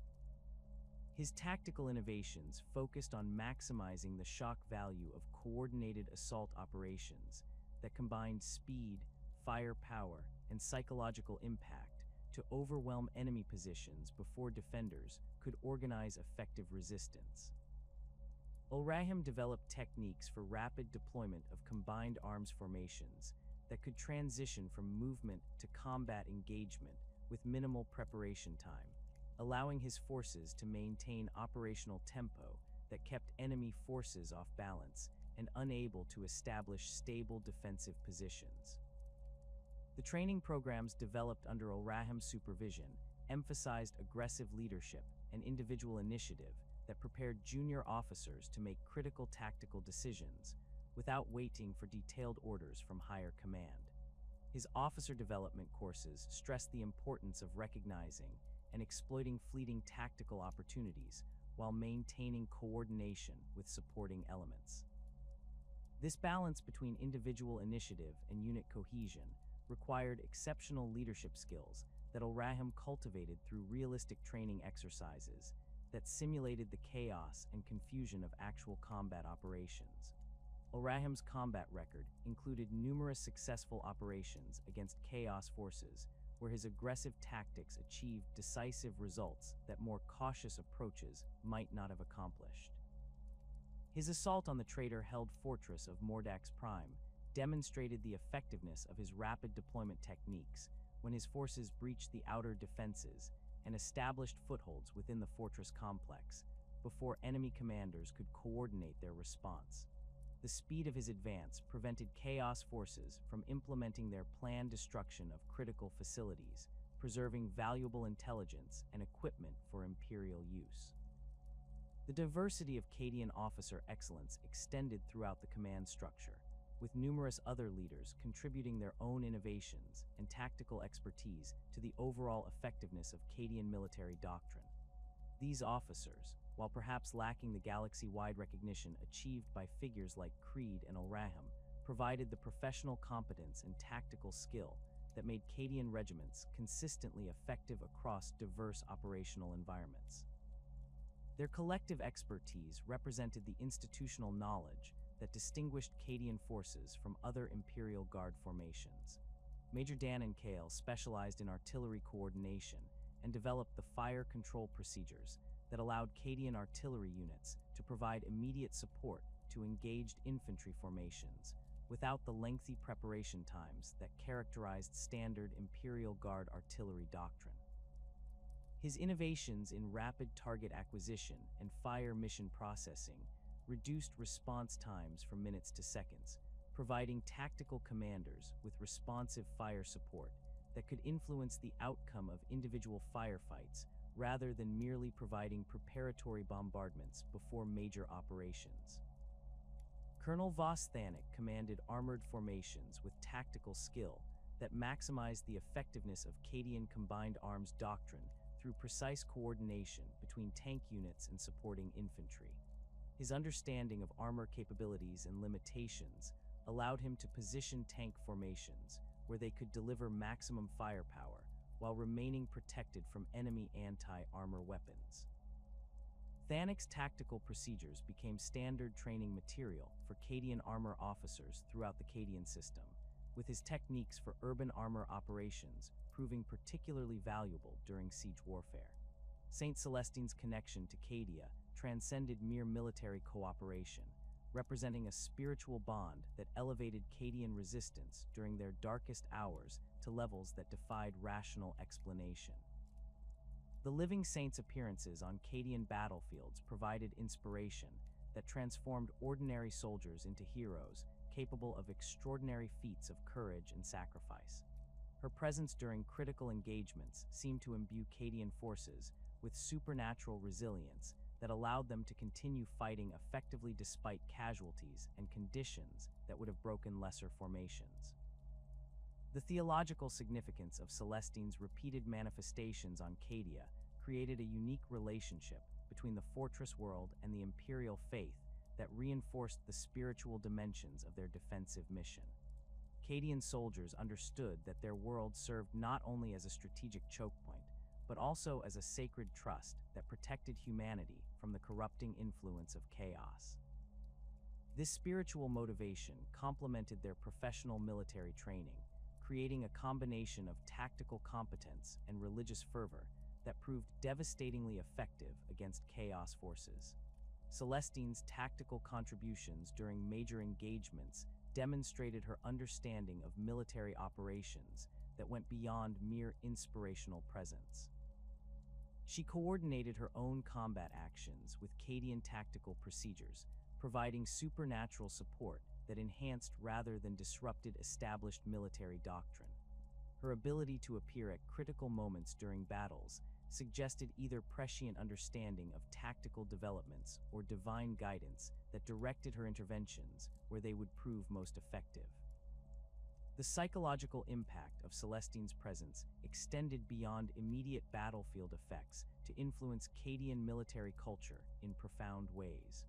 Soldiers who had fought alongside the living saint carried that experience with them throughout their careers, providing inspiration and confidence that elevated the performance of entire units.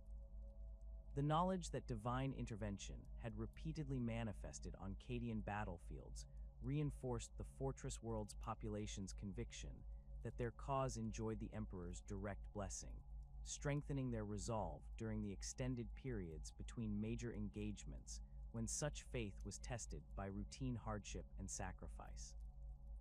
The massing of chaos forces for the 13th Black Crusade began decades before the first shots were fired, as Abaddon the Despoiler orchestrated the most comprehensive assault on Imperial space since the Horus Heresy. Unlike previous Black Crusades that had focused on limited objectives or specific targets, the 13th represented Abaddon's final gambit to break the Cadian Gate permanently and unleash the full fury of the Eye of Terror upon the Imperium.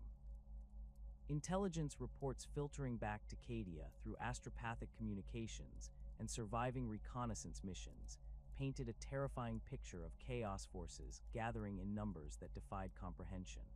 The War Master's preparations extended far beyond simple troop concentrations, encompassing a sophisticated campaign of infiltration, sabotage, and corruption that sought to weaken Imperial defenses before the main assault began.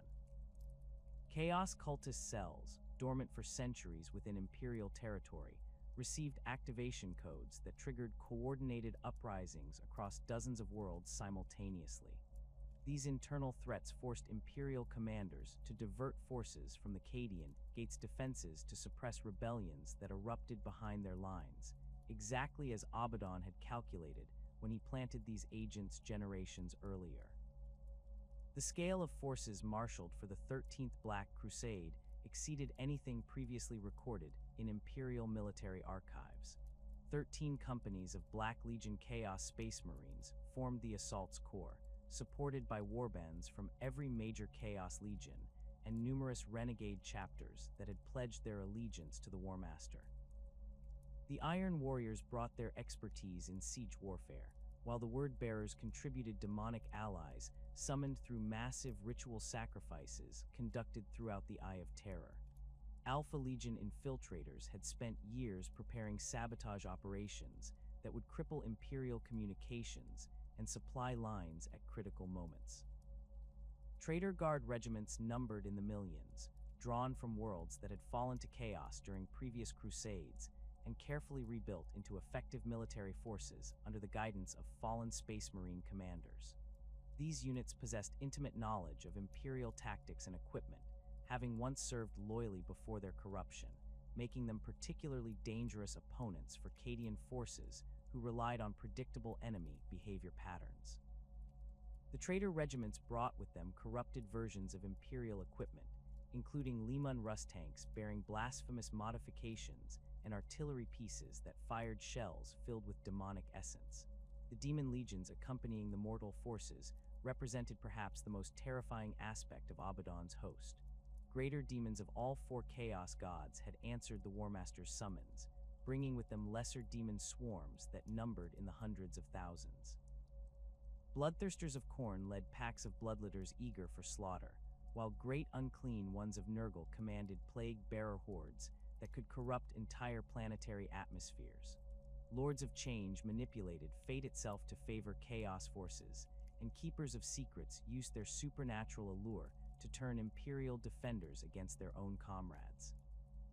The Blackstone fortresses represented Abaddon's ultimate weapon against Cadia's orbital defenses, ancient Xenos, constructs of immense power that the Warmaster had captured during previous Black Crusades and bent to his will through a combination of technological expertise and demonic possession. These colossal structures, each the size of a small moon, possessed weapon systems capable of destroying entire fleets with concentrated fire. Their dark hulls, covered in incomprehensible alien geometries, pulsed with malevolent energy that corrupted nearby space itself, making conventional void warfare impossible in their vicinity. The systematic destruction of Cadia's orbital defenses began with coordinated strikes against the outer monitoring stations that provided early warning of approaching threats. Chaos infiltrators, positioned years in advance, sabotaged sensor arrays and communication relays that would have allowed Imperial forces to track the approaching fleet's movements. The first indication many defenders received of the assault scale came when massive energy signatures appeared on short-range scanners, far too close for effective defensive deployment. The Blackstone fortresses advanced through Cadia's outer system like predatory leviathans, their weapon systems reaching out across impossible distances to engage Imperial defense platforms before the defenders could respond effectively. Lance batteries that could vaporize battleships struck with surgical precision, eliminating key defensive installations while leaving others intact to create gaps in the defensive grid that Chaos forces could exploit. The fortress's void shields absorbed return fire from surviving Imperial installations, their alien technology proving superior to even the most advanced Imperial defensive systems. Admiral Quarren's orbital defense fleet, positioned according to defensive plans refined through centuries of preparation, found itself outmatched by weapons that operated according to principles that Imperial technology could not counter. The massive defense platforms that had protected Cadia for millennia crumbled under concentrated fire from the Blackstone fortresses, their destruction sending debris cascades that damaged other installations and created navigational hazards throughout the system. Void shield generators overloaded and exploded as they attempted to absorb energy discharges that exceeded their design parameters by orders of magnitude.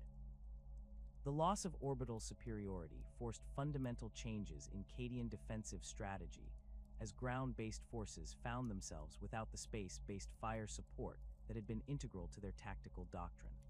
Artillery units had to assume responsibilities previously handled by orbital bombardment platforms, while air defense systems designed to engage conventional aircraft faced demon-possessed fighters and bombers that defied normal flight characteristics. The psychological impact of watching their orbital fortresses destroyed affected morale throughout the defensive network, as soldiers who had grown up under the protection of those installations suddenly found themselves exposed to direct orbital assault. The siege of Kasr Partox demonstrated the evolution of chaos assault tactics, as Abaddon's forces applied lessons learned during previous Black Crusades to overcome Cadian defensive innovations. Rather than launching frontal assaults against the fortress city's prepared defenses, Chaos forces employed extensive tunneling operations that bypassed outer fortifications entirely. Iron Warrior siege specialists directed the excavation of complex underground networks that allowed assault troops to emerge directly within the city's defensive perimeter, creating multiple simultaneous breaches that overwhelmed the defenders' ability to respond effectively. The tunnel warfare that characterized the Pardox siege required Cadian forces to adapt their tactics for three-dimensional combat in confined spaces where their traditional combined arms advantages were negated. Infantry squads found themselves fighting in narrow passages where only single soldiers could advance at a time, while the constant threat of tunnel collapse made the use of heavy weapons extremely dangerous. Kasrkin stormtroopers proved particularly effective in this environment, their specialized training in close quarters combat allowing them to clear tunnel sections that regular infantry could not penetrate.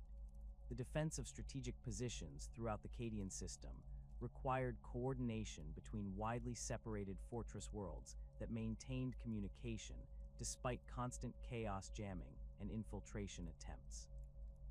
Lord Castellan Creed established a complex network of redundant communication systems that utilized everything from traditional astropathic communication to coded light signals transmitted between orbital platforms. The coordination achieved despite these challenges demonstrated the institutional competence that made Cadian forces effective even when facing overwhelming odds and technological disadvantages. Kasr Tyrok's defense showcased the effectiveness of urban warfare tactics that Cadian forces had perfected through centuries of preparation for exactly this type of assault. The fortress city's defenders utilized every building, street, and underground passage as part of an integrated defensive system that channeled attacking forces into predetermined killing zones. Demolition charges placed throughout the city could seal off entire districts when they became untenable, while underground supply tunnels allowed defenders to reposition and resupply without exposing themselves to enemy fire. The civilian population's integration into defensive operations reflected the total mobilization that characterized Cadian society during the 13th Black Crusade. Factory workers continued producing ammunition and equipment even as Chaos forces fought through the industrial districts, while medical personnel treated wounded soldiers in hospitals that came under direct enemy fire. The evacuation of non-essential personnel proceeded according to plans that had been rehearsed countless times, with civilian transport convoys moving through designated routes while military forces maintained protective corridors. The final stand across multiple fronts demonstrated the tactical flexibility that allowed Cadian forces to maintain coordinated resistance even as their defensive network fragmented under sustained assault. Individual fortress cities continued fighting independently when communication with higher command was severed, their commanders making strategic decisions based on local conditions while maintaining adherence to overall defensive objectives. This decentralized resistance proved far more resilient than Chaos forces had anticipated, as the destruction of individual command centers did not result in the collapse of entire defensive sectors. The heroic last stand of Cadian forces during the Crusade's climactic phase embodied the fortress world's military philosophy that defeat was acceptable only when continued resistance became physically impossible. Units that had exhausted their ammunition continued fighting with improvised weapons and captured enemy equipment, while wounded soldiers who could no longer carry rifles served as spotters and ammunition bearers for their healthy comrades. The famous declaration that Cadia Stands became a rallying cry that maintained morale even as the planet's surface was systematically devastated by orbital bombardment and demon incursions. Evacuation efforts during the final phase of the siege demonstrated the organizational competence that characterized Cadian military operations even under the most desperate circumstances. Transport ships loaded with civilian refugees and military personnel operated under constant enemy fire, their crews displaying the same professional dedication that marked all aspects of Cadian service. The evacuation fleet's organization allowed maximum numbers of survivors to escape while maintaining some semblance of military order that would allow reconstitution of Cadian regiments on other worlds. The systematic destruction of Cadia's surface proceeded according to Abaddon's strategic plan to eliminate the fortress world as a viable military base, while demonstrating Chaos power to the broader Imperium. Blackstone fortress bombardments targeted not only military installations, but also civilian infrastructure, industrial facilities, and even symbolic locations that held cultural significance for the Cadian population.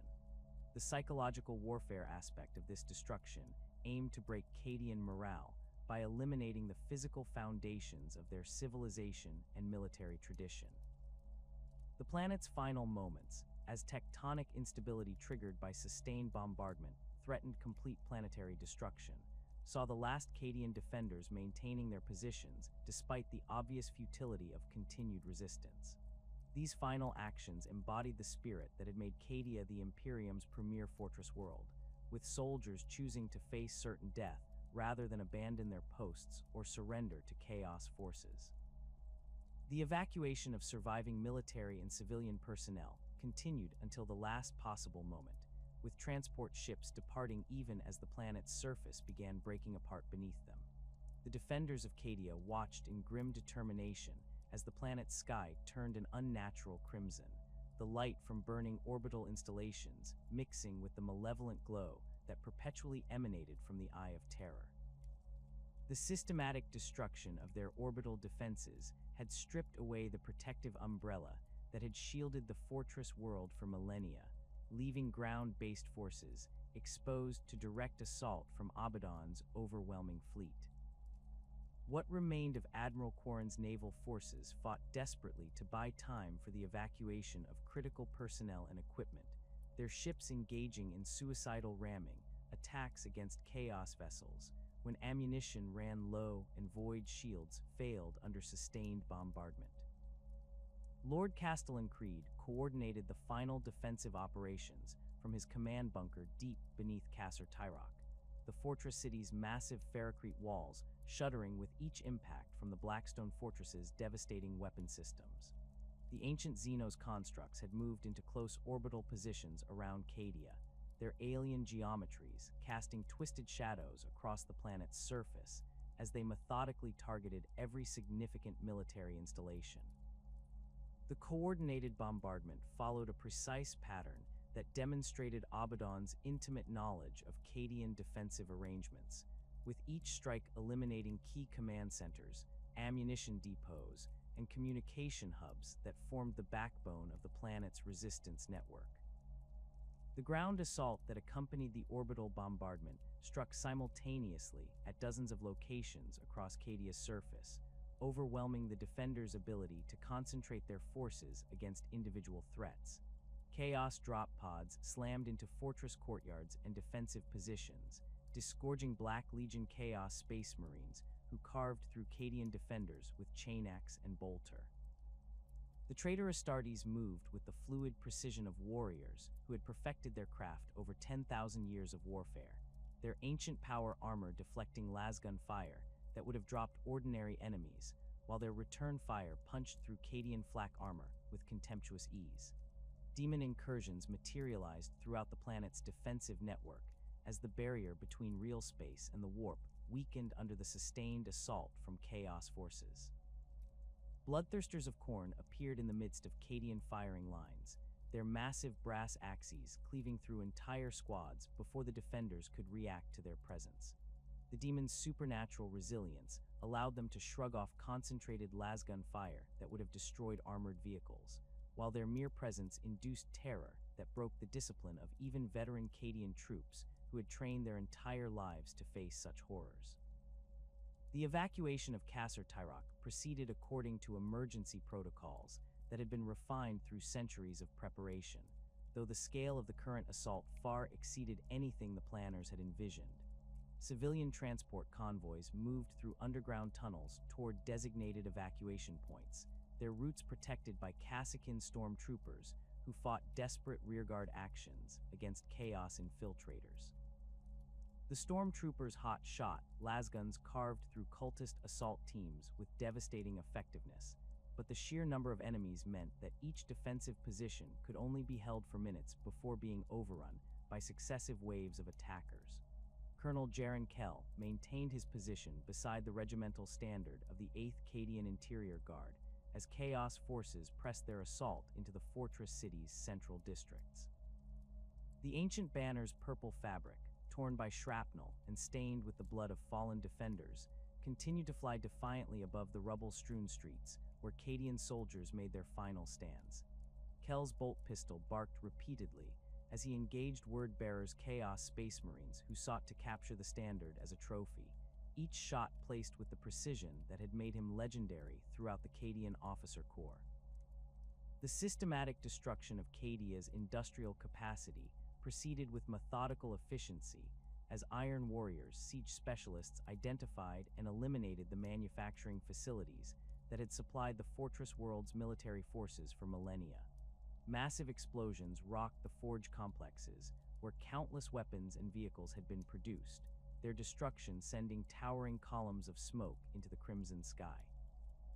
The loss of these facilities meant that surviving Cadian forces would be unable to replace their equipment losses, forcing them to rely on whatever supplies could be evacuated or captured from enemy forces. Captain Al-Rahim led a series of desperate counterattacks against Chaos forces that had penetrated the outer defensive perimeter around Kasr Partox, his mobile tactics allowing small groups of Cadian troops to strike at enemy formations before melting away into the urban maze. His forces utilized their intimate knowledge of the fortress city's layout to set ambushes in locations where the terrain channeled chaos advances into killing zones covered by concealed heavy weapons teams. The hit-and-run tactics inflicted significant casualties on traitor guard regiments, whose commanders had expected to face conventional defensive positions rather than guerrilla warfare in urban terrain. The Blackstone fortresses began their final approach toward Cadia's surface as Abaddon prepared to implement the ultimate phase of his assault plan. The massive alien constructs descended through the planet's atmosphere like dark meteors, their passage creating electromagnetic disturbances that disrupted communication networks and caused widespread equipment failures throughout the remaining defensive positions. The fortress's proximity to the planet's surface amplified their corrupting influence, causing spontaneous demon manifestations and driving some defenders insane with visions of cosmic horror that overwhelmed their mental defenses. Saint Celestine's appearance above the battlefield provided a brief moment of hope for the beleaguered defenders as the living saint's radiant presence pushed back the supernatural darkness that had engulfed much of the planet. Her golden wings spread wide as she engaged greater demons in aerial combat high above the fortress cities, her blessed weapons carving through demonic flesh with divine fire that banished the creatures back to the warp. The sight of the saint fighting alongside them reinvigorated Cadian morale, inspiring acts of heroism that allowed defensive positions to hold far longer than tactical assessments had predicted possible. The evacuation fleet assembled in Cadia's outer system faced constant harassment from Chaos Raiders as Imperial Navy vessels struggled to maintain protective corridors for the transport ships carrying military personnel and civilian refugees. The evacuation proceeded despite horrific losses, with transport captains making desperate runs through enemy fire to reach designated pickup points where survivors waited for extraction. Many ships were destroyed during these operations, their crews choosing to continue their missions even when survival became impossible, their sacrifice allowing thousands of additional evacuees to escape the dying world. The final moments of organized resistance on Cadia came as the planet's tectonic stability began failing under the sustained bombardment from the Blackstone fortresses. Massive earthquakes split the ground beneath defensive positions, while volcanic eruptions triggered by the orbital assault created new hazards that forced constant repositioning of surviving forces. The Cadian defenders adapted to these changing conditions with the flexibility that had always characterized their military doctrine, using the geological chaos to their advantage by channeling enemy advances into areas where natural disasters could supplement their diminishing firepower. The crippled Blackstone fortress, damaged during its descent through Cadia's atmosphere by concentrated fire from the planet's remaining defense batteries, began an uncontrolled fall toward the surface that would determine the fortress world's ultimate fate. The massive alien construct's impact would release energies equivalent to multiple asteroid strikes, triggering seismic events that would literally tear the planet apart. Imperial observers tracking the fortress's trajectory calculated that its impact would occur within hours, making immediate evacuation the only hope for survival for anyone remaining on the planet's surface. Creed's final orders transmitted to all surviving Cadian units emphasized the continuation of their resistance efforts even as evacuation procedures reached their climactic phase. The Lord Castellan understood that every minute the defenders could delay Chaos forces meant additional time for evacuation ships to reach safety, making their sacrifice meaningful even in the face of certain planetary destruction. His communications network, reduced to scattered voxcasters and handheld units, carried his message to isolated pockets of defenders throughout the fortress cities and underground bunker complexes.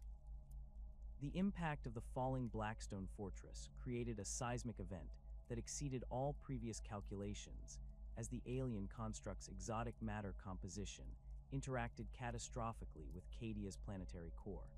The initial explosion vaporized everything within hundreds of kilometers of the impact site, while secondary shockwaves propagated through the planet's crust at velocities that outpaced conventional seismic activity. The fortress world's carefully constructed defensive installations, built to withstand orbital bombardment and conventional assault, crumbled like ancient ruins as tectonic forces beyond imagination tore through the bedrock that had supported them for millennia.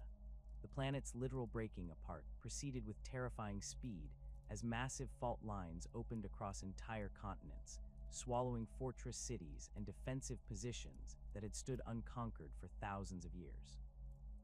Cadia's surface fractured into continent-sized fragments that drifted apart as the world's gravitational field destabilized, creating a debris field of planetary fragments that would orbit the system star as a permanent monument to the fortress world's destruction.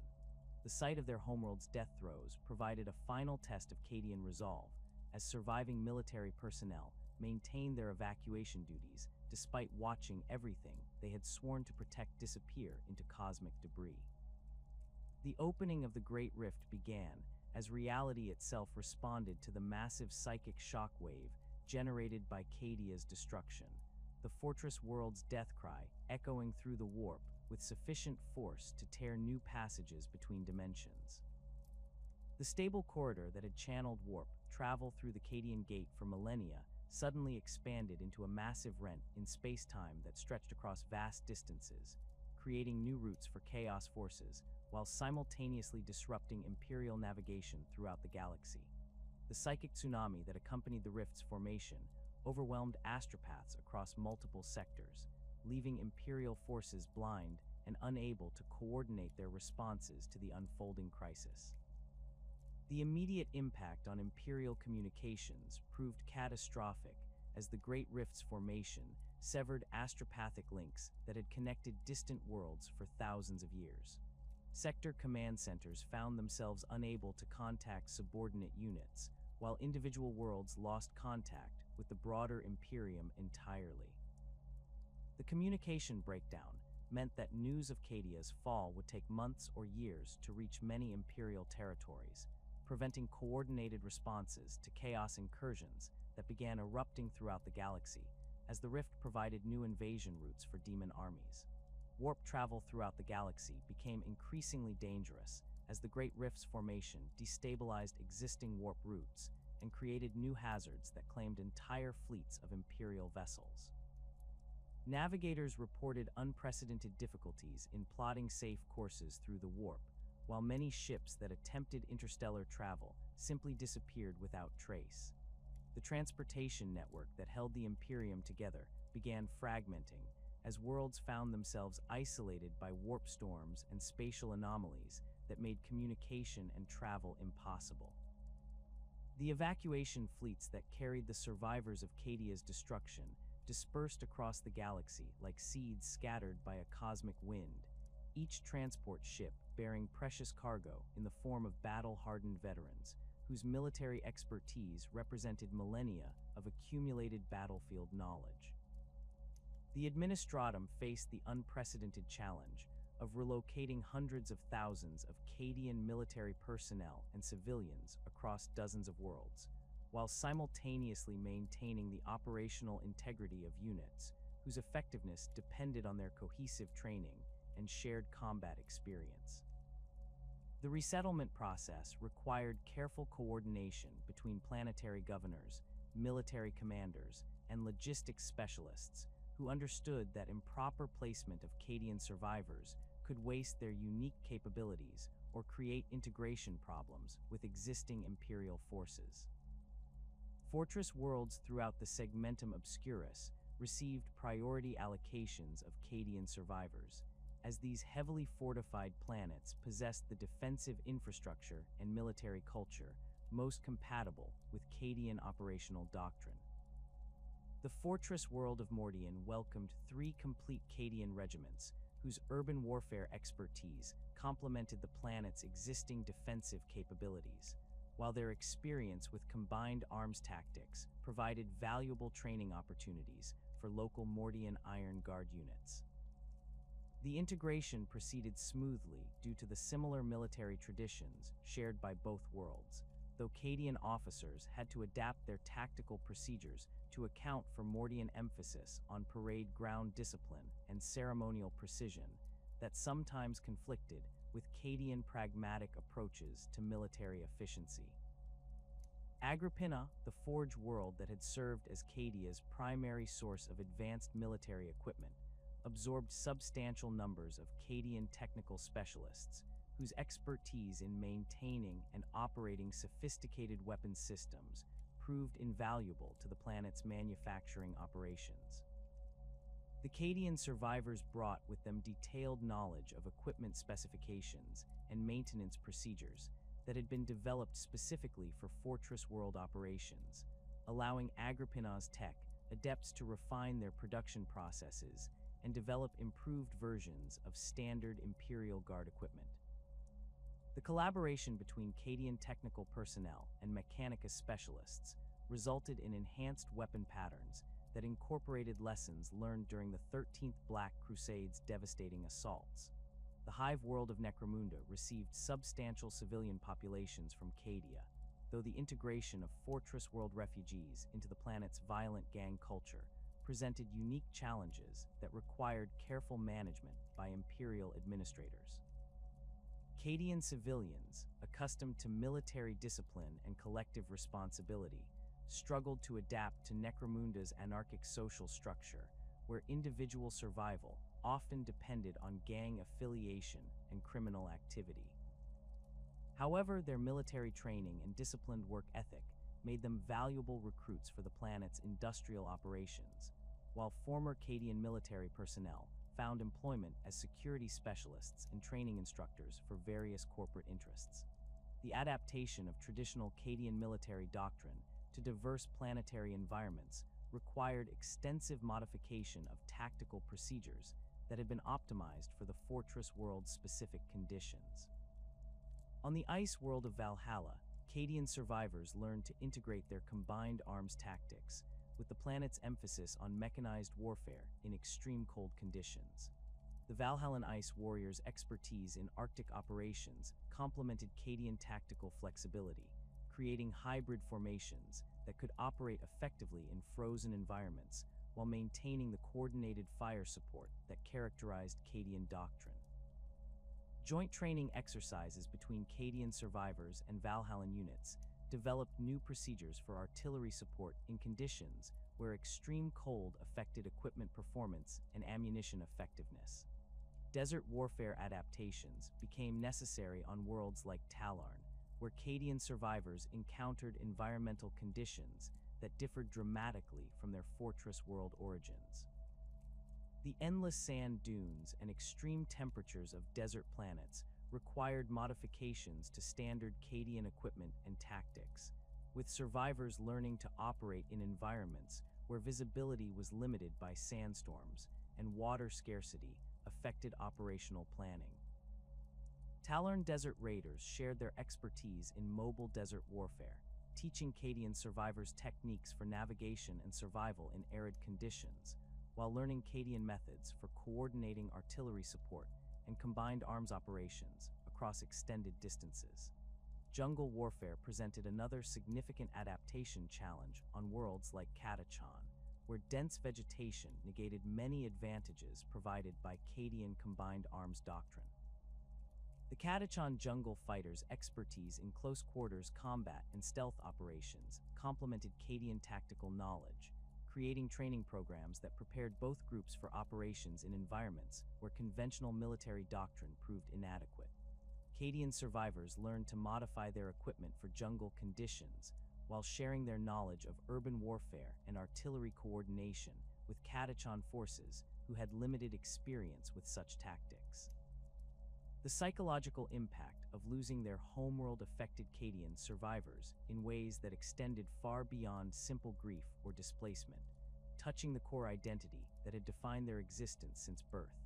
The violet eyes that marked them as true Cadians became symbols of loss rather than pride, constant reminders of a world that no longer existed and traditions that might not survive transplantation to alien environments.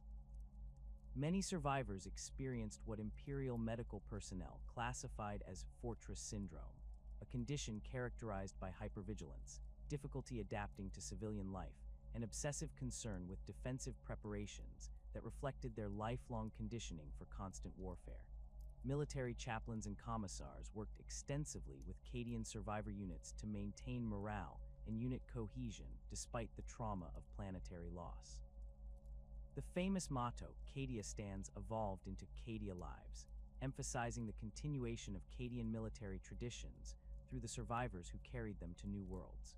Regimental ceremonies incorporated rituals that honored the fallen world while celebrating the survival of its military legacy, with unit standards bearing new battle honors that commemorated their escape from the planet's destruction and their subsequent service on other worlds. The determination to maintain Cadian military traditions, despite the loss of their homeworld, manifested in numerous ways throughout the survivor communities. Veterans established training schools on their new worlds that taught Cadian tactical doctrine to local forces, ensuring that their accumulated knowledge would not be lost with their generation. The Cadian battle drill system was adapted for different planetary environments while maintaining its core principles of disciplined fire control and combined arms coordination. Former Cadian stormtroopers created specialized training programs that prepared elite units from other worlds for operations that required Cadian-level tactical expertise. Religious observances among Cadian survivors incorporated elements that honored their lost homeworld while adapting to local imperial cult practices. Shrine rooms in military barracks displayed artifacts salvaged from Cadia's destruction, including fragments of fortress walls and pieces of equipment that had served during the final battles. These shrines became focal points for unit ceremonies that reinforced Cadian identity while providing spiritual comfort to survivors struggling with the psychological aftermath of planetary loss.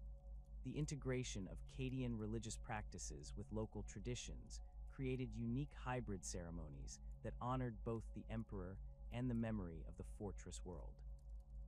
The integration of Cadian refugees into existing Imperial Guard regiments proceeded according to carefully developed protocols that maximized the benefit of their military expertise while maintaining unit cohesion within established formations. Experienced Cadian non-commissioned officers were distributed throughout various regiments as training specialists and tactical advisors, their knowledge of combined arms operations and anti-chaos warfare proving invaluable to units that lacked such specialized experience. The integration process required careful management to prevent the formation of Cadian cliques within existing units, while ensuring that their tactical knowledge was effectively transmitted to new personnel. Cadian tactical knowledge spread throughout the Imperial Guard as survivors shared their expertise with units that had never faced the intensity of warfare that characterized operations around the Eye of Terror. Training programs developed by Cadian veterans emphasized the importance of disciplined fire control and coordinated artillery support, concepts that many Guard regiments had never implemented effectively. The battle drill system was adapted for use by non-Cadian units, with simplified versions that maintained the core principles while accommodating different levels of training and equipment standardization.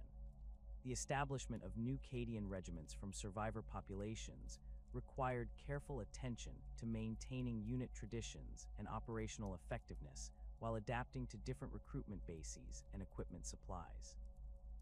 The 101st Cadian Shock Troops, reconstituted on the fortress world of Mordian, incorporated local recruits who underwent intensive training in traditional Cadian doctrine while learning to operate equipment patterns that differed from their fortress world origins. The integration of new personnel with Cadian survivors created units that combined traditional expertise with fresh perspectives, though the process required extensive training to ensure tactical compatibility between veterans and recruits. Officer training programs established by Cadian survivors emphasized the tactical flexibility and aggressive leadership that had characterized their fortress world military culture. Former Cadian officers served as instructors at various Imperial Guard academies, teaching combined arms coordination and anti-chaos warfare to new generations of Imperial commanders. The curriculum incorporated lessons learned during the 13th Black Crusade, including techniques for coordinating defensive operations against overwhelming odds and maintaining unit cohesion during extended siege warfare. These programs ensured that Cadian tactical knowledge would continue to influence Imperial Guard doctrine long after the original survivors had completed their service. The spread of Cadian equipment patterns throughout the Imperial Guard occurred as Forge Worlds began producing modified versions of weapons and vehicles that had proven effective during the Fortress World's final battles. The M36 Cantrell pattern lasgun became standard issue for numerous elite guard regiments, while Cadian pattern flak armor was adopted by units operating in high-threat environments. The standardization of Cadian equipment patterns simplified logistics and maintenance procedures, while ensuring that the tactical advantages provided by superior equipment would benefit Imperial forces throughout the galaxy. Medical knowledge developed during centuries of warfare against Chaos forces became another valuable contribution that Cadian survivors provided to their new military formations. Field medics trained on Cadia possessed expertise in treating injuries caused by demon weapons and Chaos corruption that proved invaluable to units operating in areas affected by warp incursions. The medical procedures developed for treating warp taint exposure and psychological trauma caused by demon encounters were incorporated into standard Imperial Guard medical training, improving survival rates among units that faced similar threats on other worlds. Logistics expertise developed during Cadia's extended sieges provided another area where survivor knowledge proved invaluable to Imperial military operations. Cadian quartermasters understood techniques for maintaining supply lines under constant enemy pressure and organizing defensive logistics that could continue functioning despite heavy casualties and equipment losses. Their expertise in ammunition management and equipment maintenance allowed other Guard regiments to improve their operational sustainability during extended campaigns, while their knowledge of defensive construction helped improve fortification designs on numerous Imperial worlds. The cultural impact of Cadian diaspora extended beyond purely military considerations, as survivors brought with them social customs and traditions that influenced their new communities. The egalitarian principles that had governed Cadian society, where advancement depended on merit rather than birth, gradually influenced military culture on worlds where aristocratic traditions had previously dominated officer selection.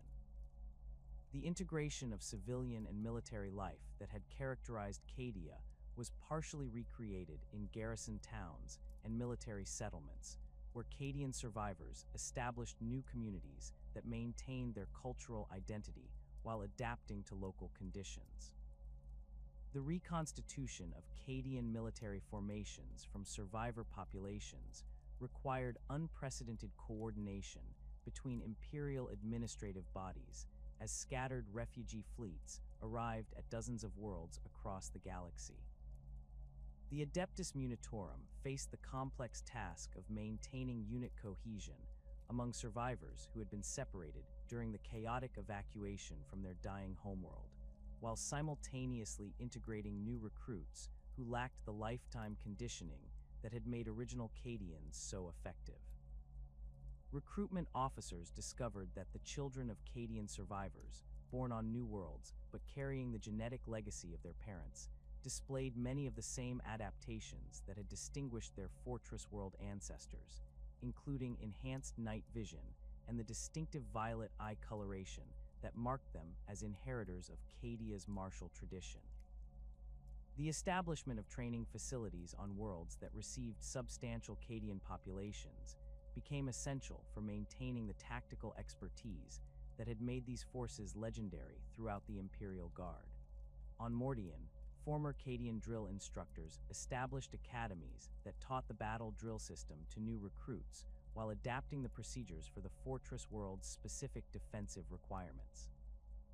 The training regimen incorporated lessons learned during the 13th Black Crusade, including techniques for maintaining unit cohesion during extended siege warfare and coordinating artillery support in urban environments where civilian populations complicated targeting procedures.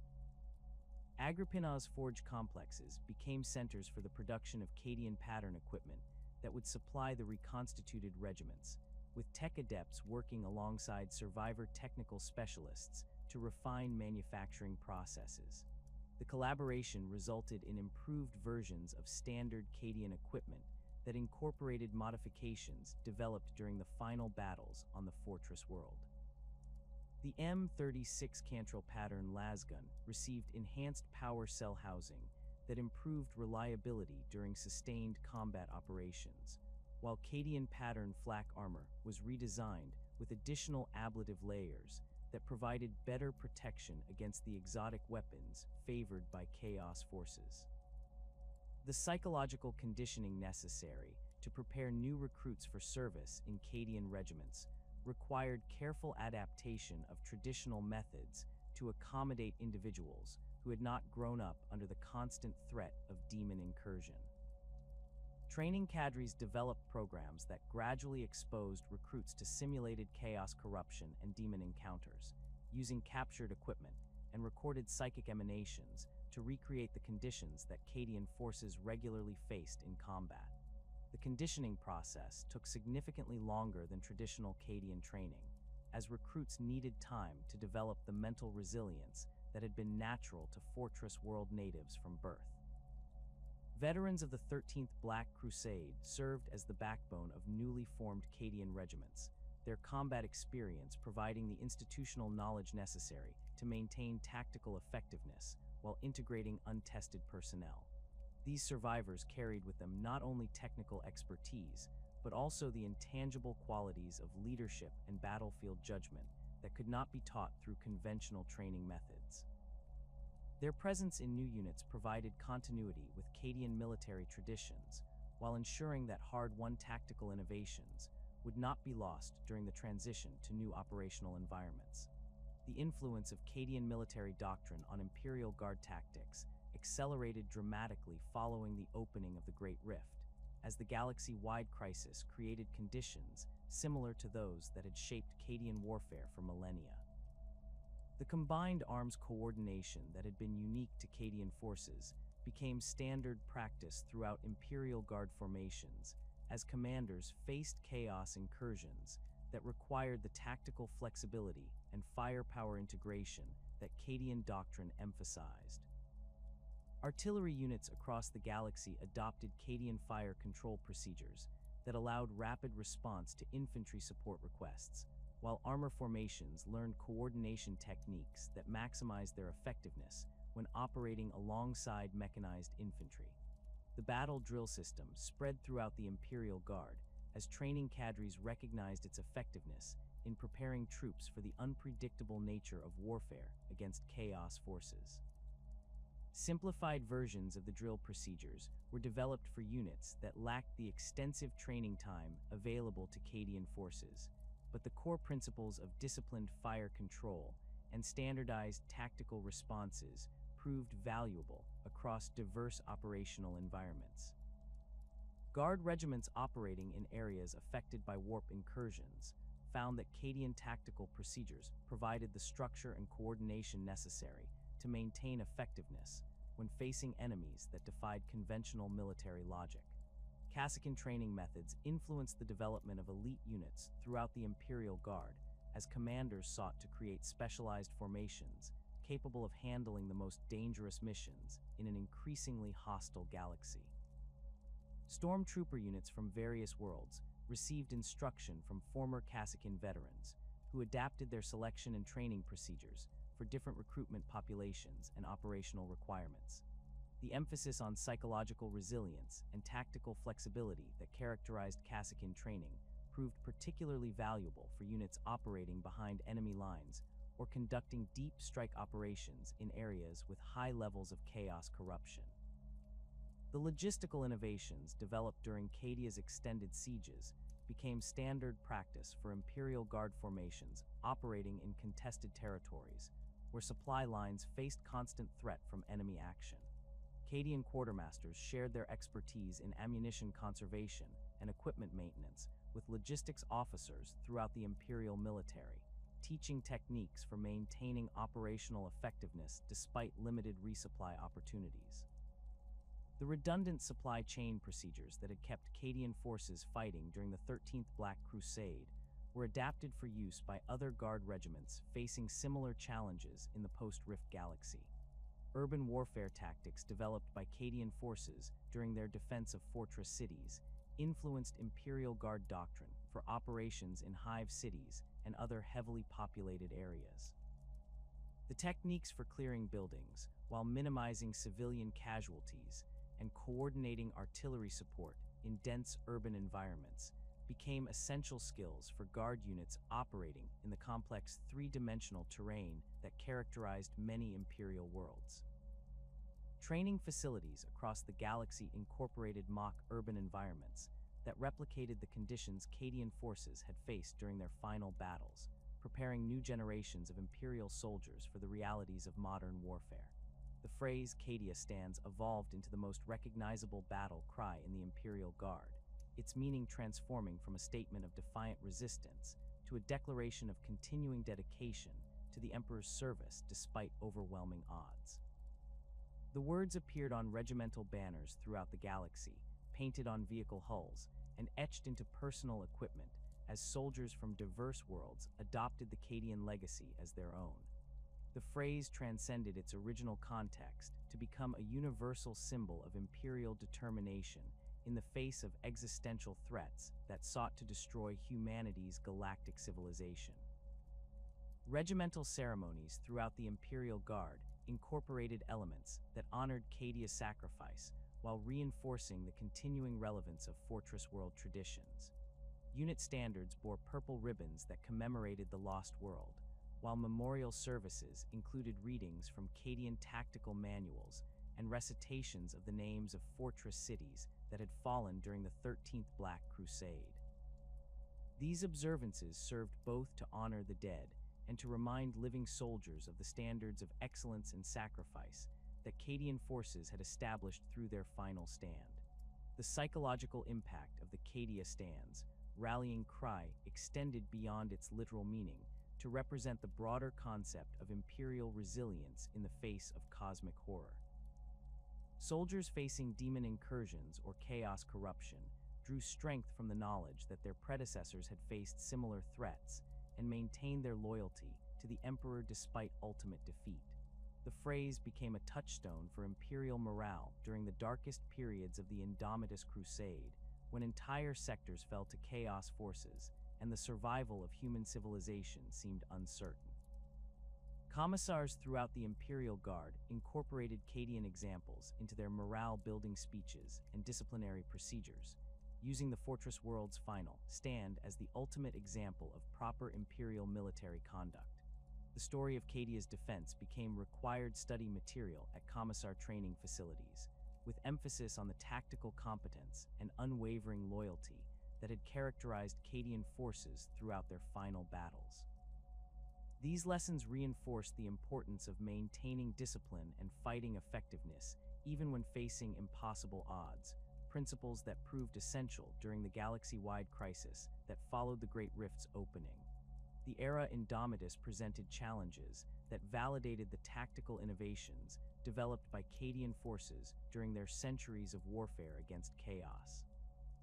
The galaxy-wide incursions that followed the Great Rift's opening created conditions similar to those that had shaped Cadian military doctrine, with Imperial forces facing enemies that combined conventional military threats with supernatural corruption and psychological warfare.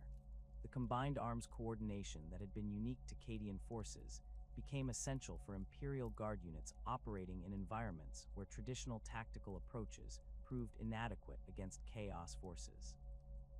Primaris Space Marine chapters working alongside reconstituted Cadian regiments discovered that the Guard unit's tactical expertise complemented their own enhanced capabilities in ways that maximized overall combat effectiveness.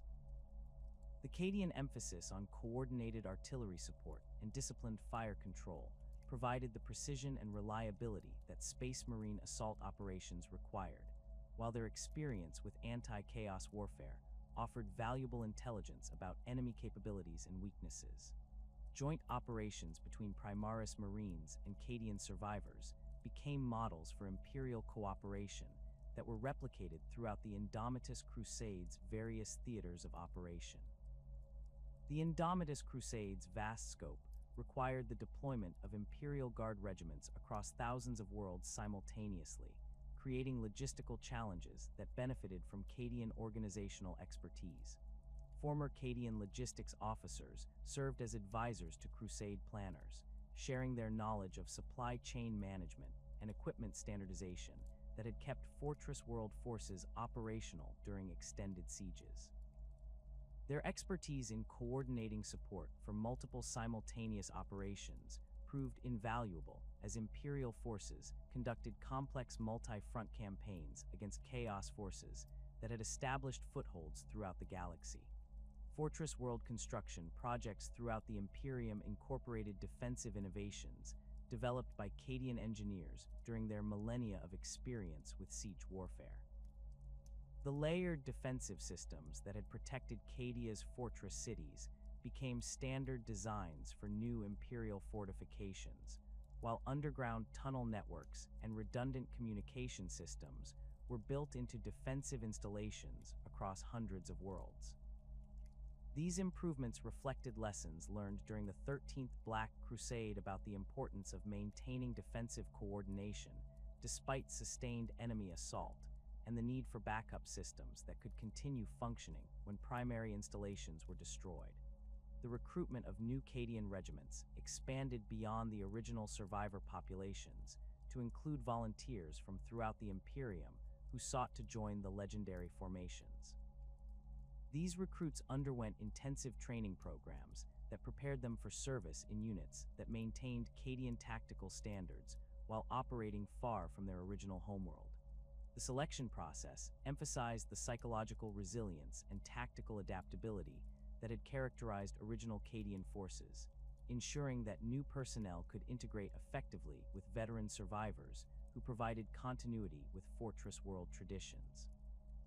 Training facilities established specifically for Cadian regiment reconstitution became centers of excellence that influenced Imperial Guard doctrine throughout the galaxy. The Mordian Cadian Academy developed standardized curricula that taught combined arms coordination and anti-chaos warfare to officers from various Imperial Guard regiments, spreading Cadian tactical knowledge beyond the reconstituted units themselves. Similar institutions on other worlds created networks of expertise that ensured Cadian military innovations would continue to influence Imperial military doctrine for generations to come. The technological legacy of Cadia continued through the production of specialized equipment patterns that incorporated innovations developed during the Fortress World's final battles. Forge worlds throughout the Imperium began manufacturing Cadian pattern vehicles and weapons that reflected lessons learned during combat against Chaos forces, while research facilities studied captured Chaos equipment to develop countermeasures and improve defensive systems. The technological development programs established by Cadian technical specialists created lasting improvements to Imperial military capabilities that extended far beyond the reconstituted regiments themselves. Medical advances developed during Cadia's extended exposure to Chaos corruption became crucial for Imperial forces operating in areas affected by warp incursions throughout the post-Rift galaxy. The treatment protocols for demon weapon injuries and psychological trauma caused by chaos exposure were distributed to Imperial Guard medical units across thousands of worlds, improving survival rates among troops facing similar threats. Research programs established by former Cadian medical personnel continued developing new treatments and protective measures that helped Imperial forces maintain effectiveness despite the increased prevalence of chaos corruption in the galaxy. The cultural impact of Cadian diaspora continued to influence Imperial military society as survivors established communities that maintained fortress world traditions while adapting to new environments. The egalitarian principles that had governed Cadian society gradually influenced military culture throughout the Imperial Guard, promoting advancement based on merit rather than birth or political connections. These changes strengthened Imperial military effectiveness by ensuring that command positions went to the most qualified candidates while maintaining the professional competence that had made Cadian forces legendary. The ongoing war effort against Chaos forces in the era Indomitus continued to validate the tactical expertise that Cadian survivors brought to Imperial military operations. Their experience with combined arms coordination and anti-demon warfare proved essential for Imperial Guard units facing the increased chaos activity that followed the Great Rift's opening. The tactical innovations developed by Cadian forces during their defense of the fortress world became standard procedures for Imperial Guard formations operating in high-threat environments where conventional military doctrine proved inadequate. As the Indomitus Crusade progressed and the Imperium adapted to the new realities of a galaxy divided by the Great Rift, the legacy of the Cadian Shock Troops continued to shape Imperial military doctrine and inspire new generations of soldiers. The tactical expertise, unwavering loyalty, and professional competence that had characterized the Fortress World's defenders lived on through the survivors who carried these traditions to new worlds and the recruits who learned from their example. Though Cadia itself had fallen, its military legacy endured as an integral part of Imperial defense strategy, ensuring that the Gate Guardian's sacrifice would continue to protect humanity against the forces of chaos for millennia to come. The purple-eyed warriors who had once stood watch over the galaxy's most dangerous passage had become the teachers and leaders who would guide the Imperium through its darkest hour, their expertise and dedication serving as the foundation for humanity's continued survival in an increasingly hostile universe.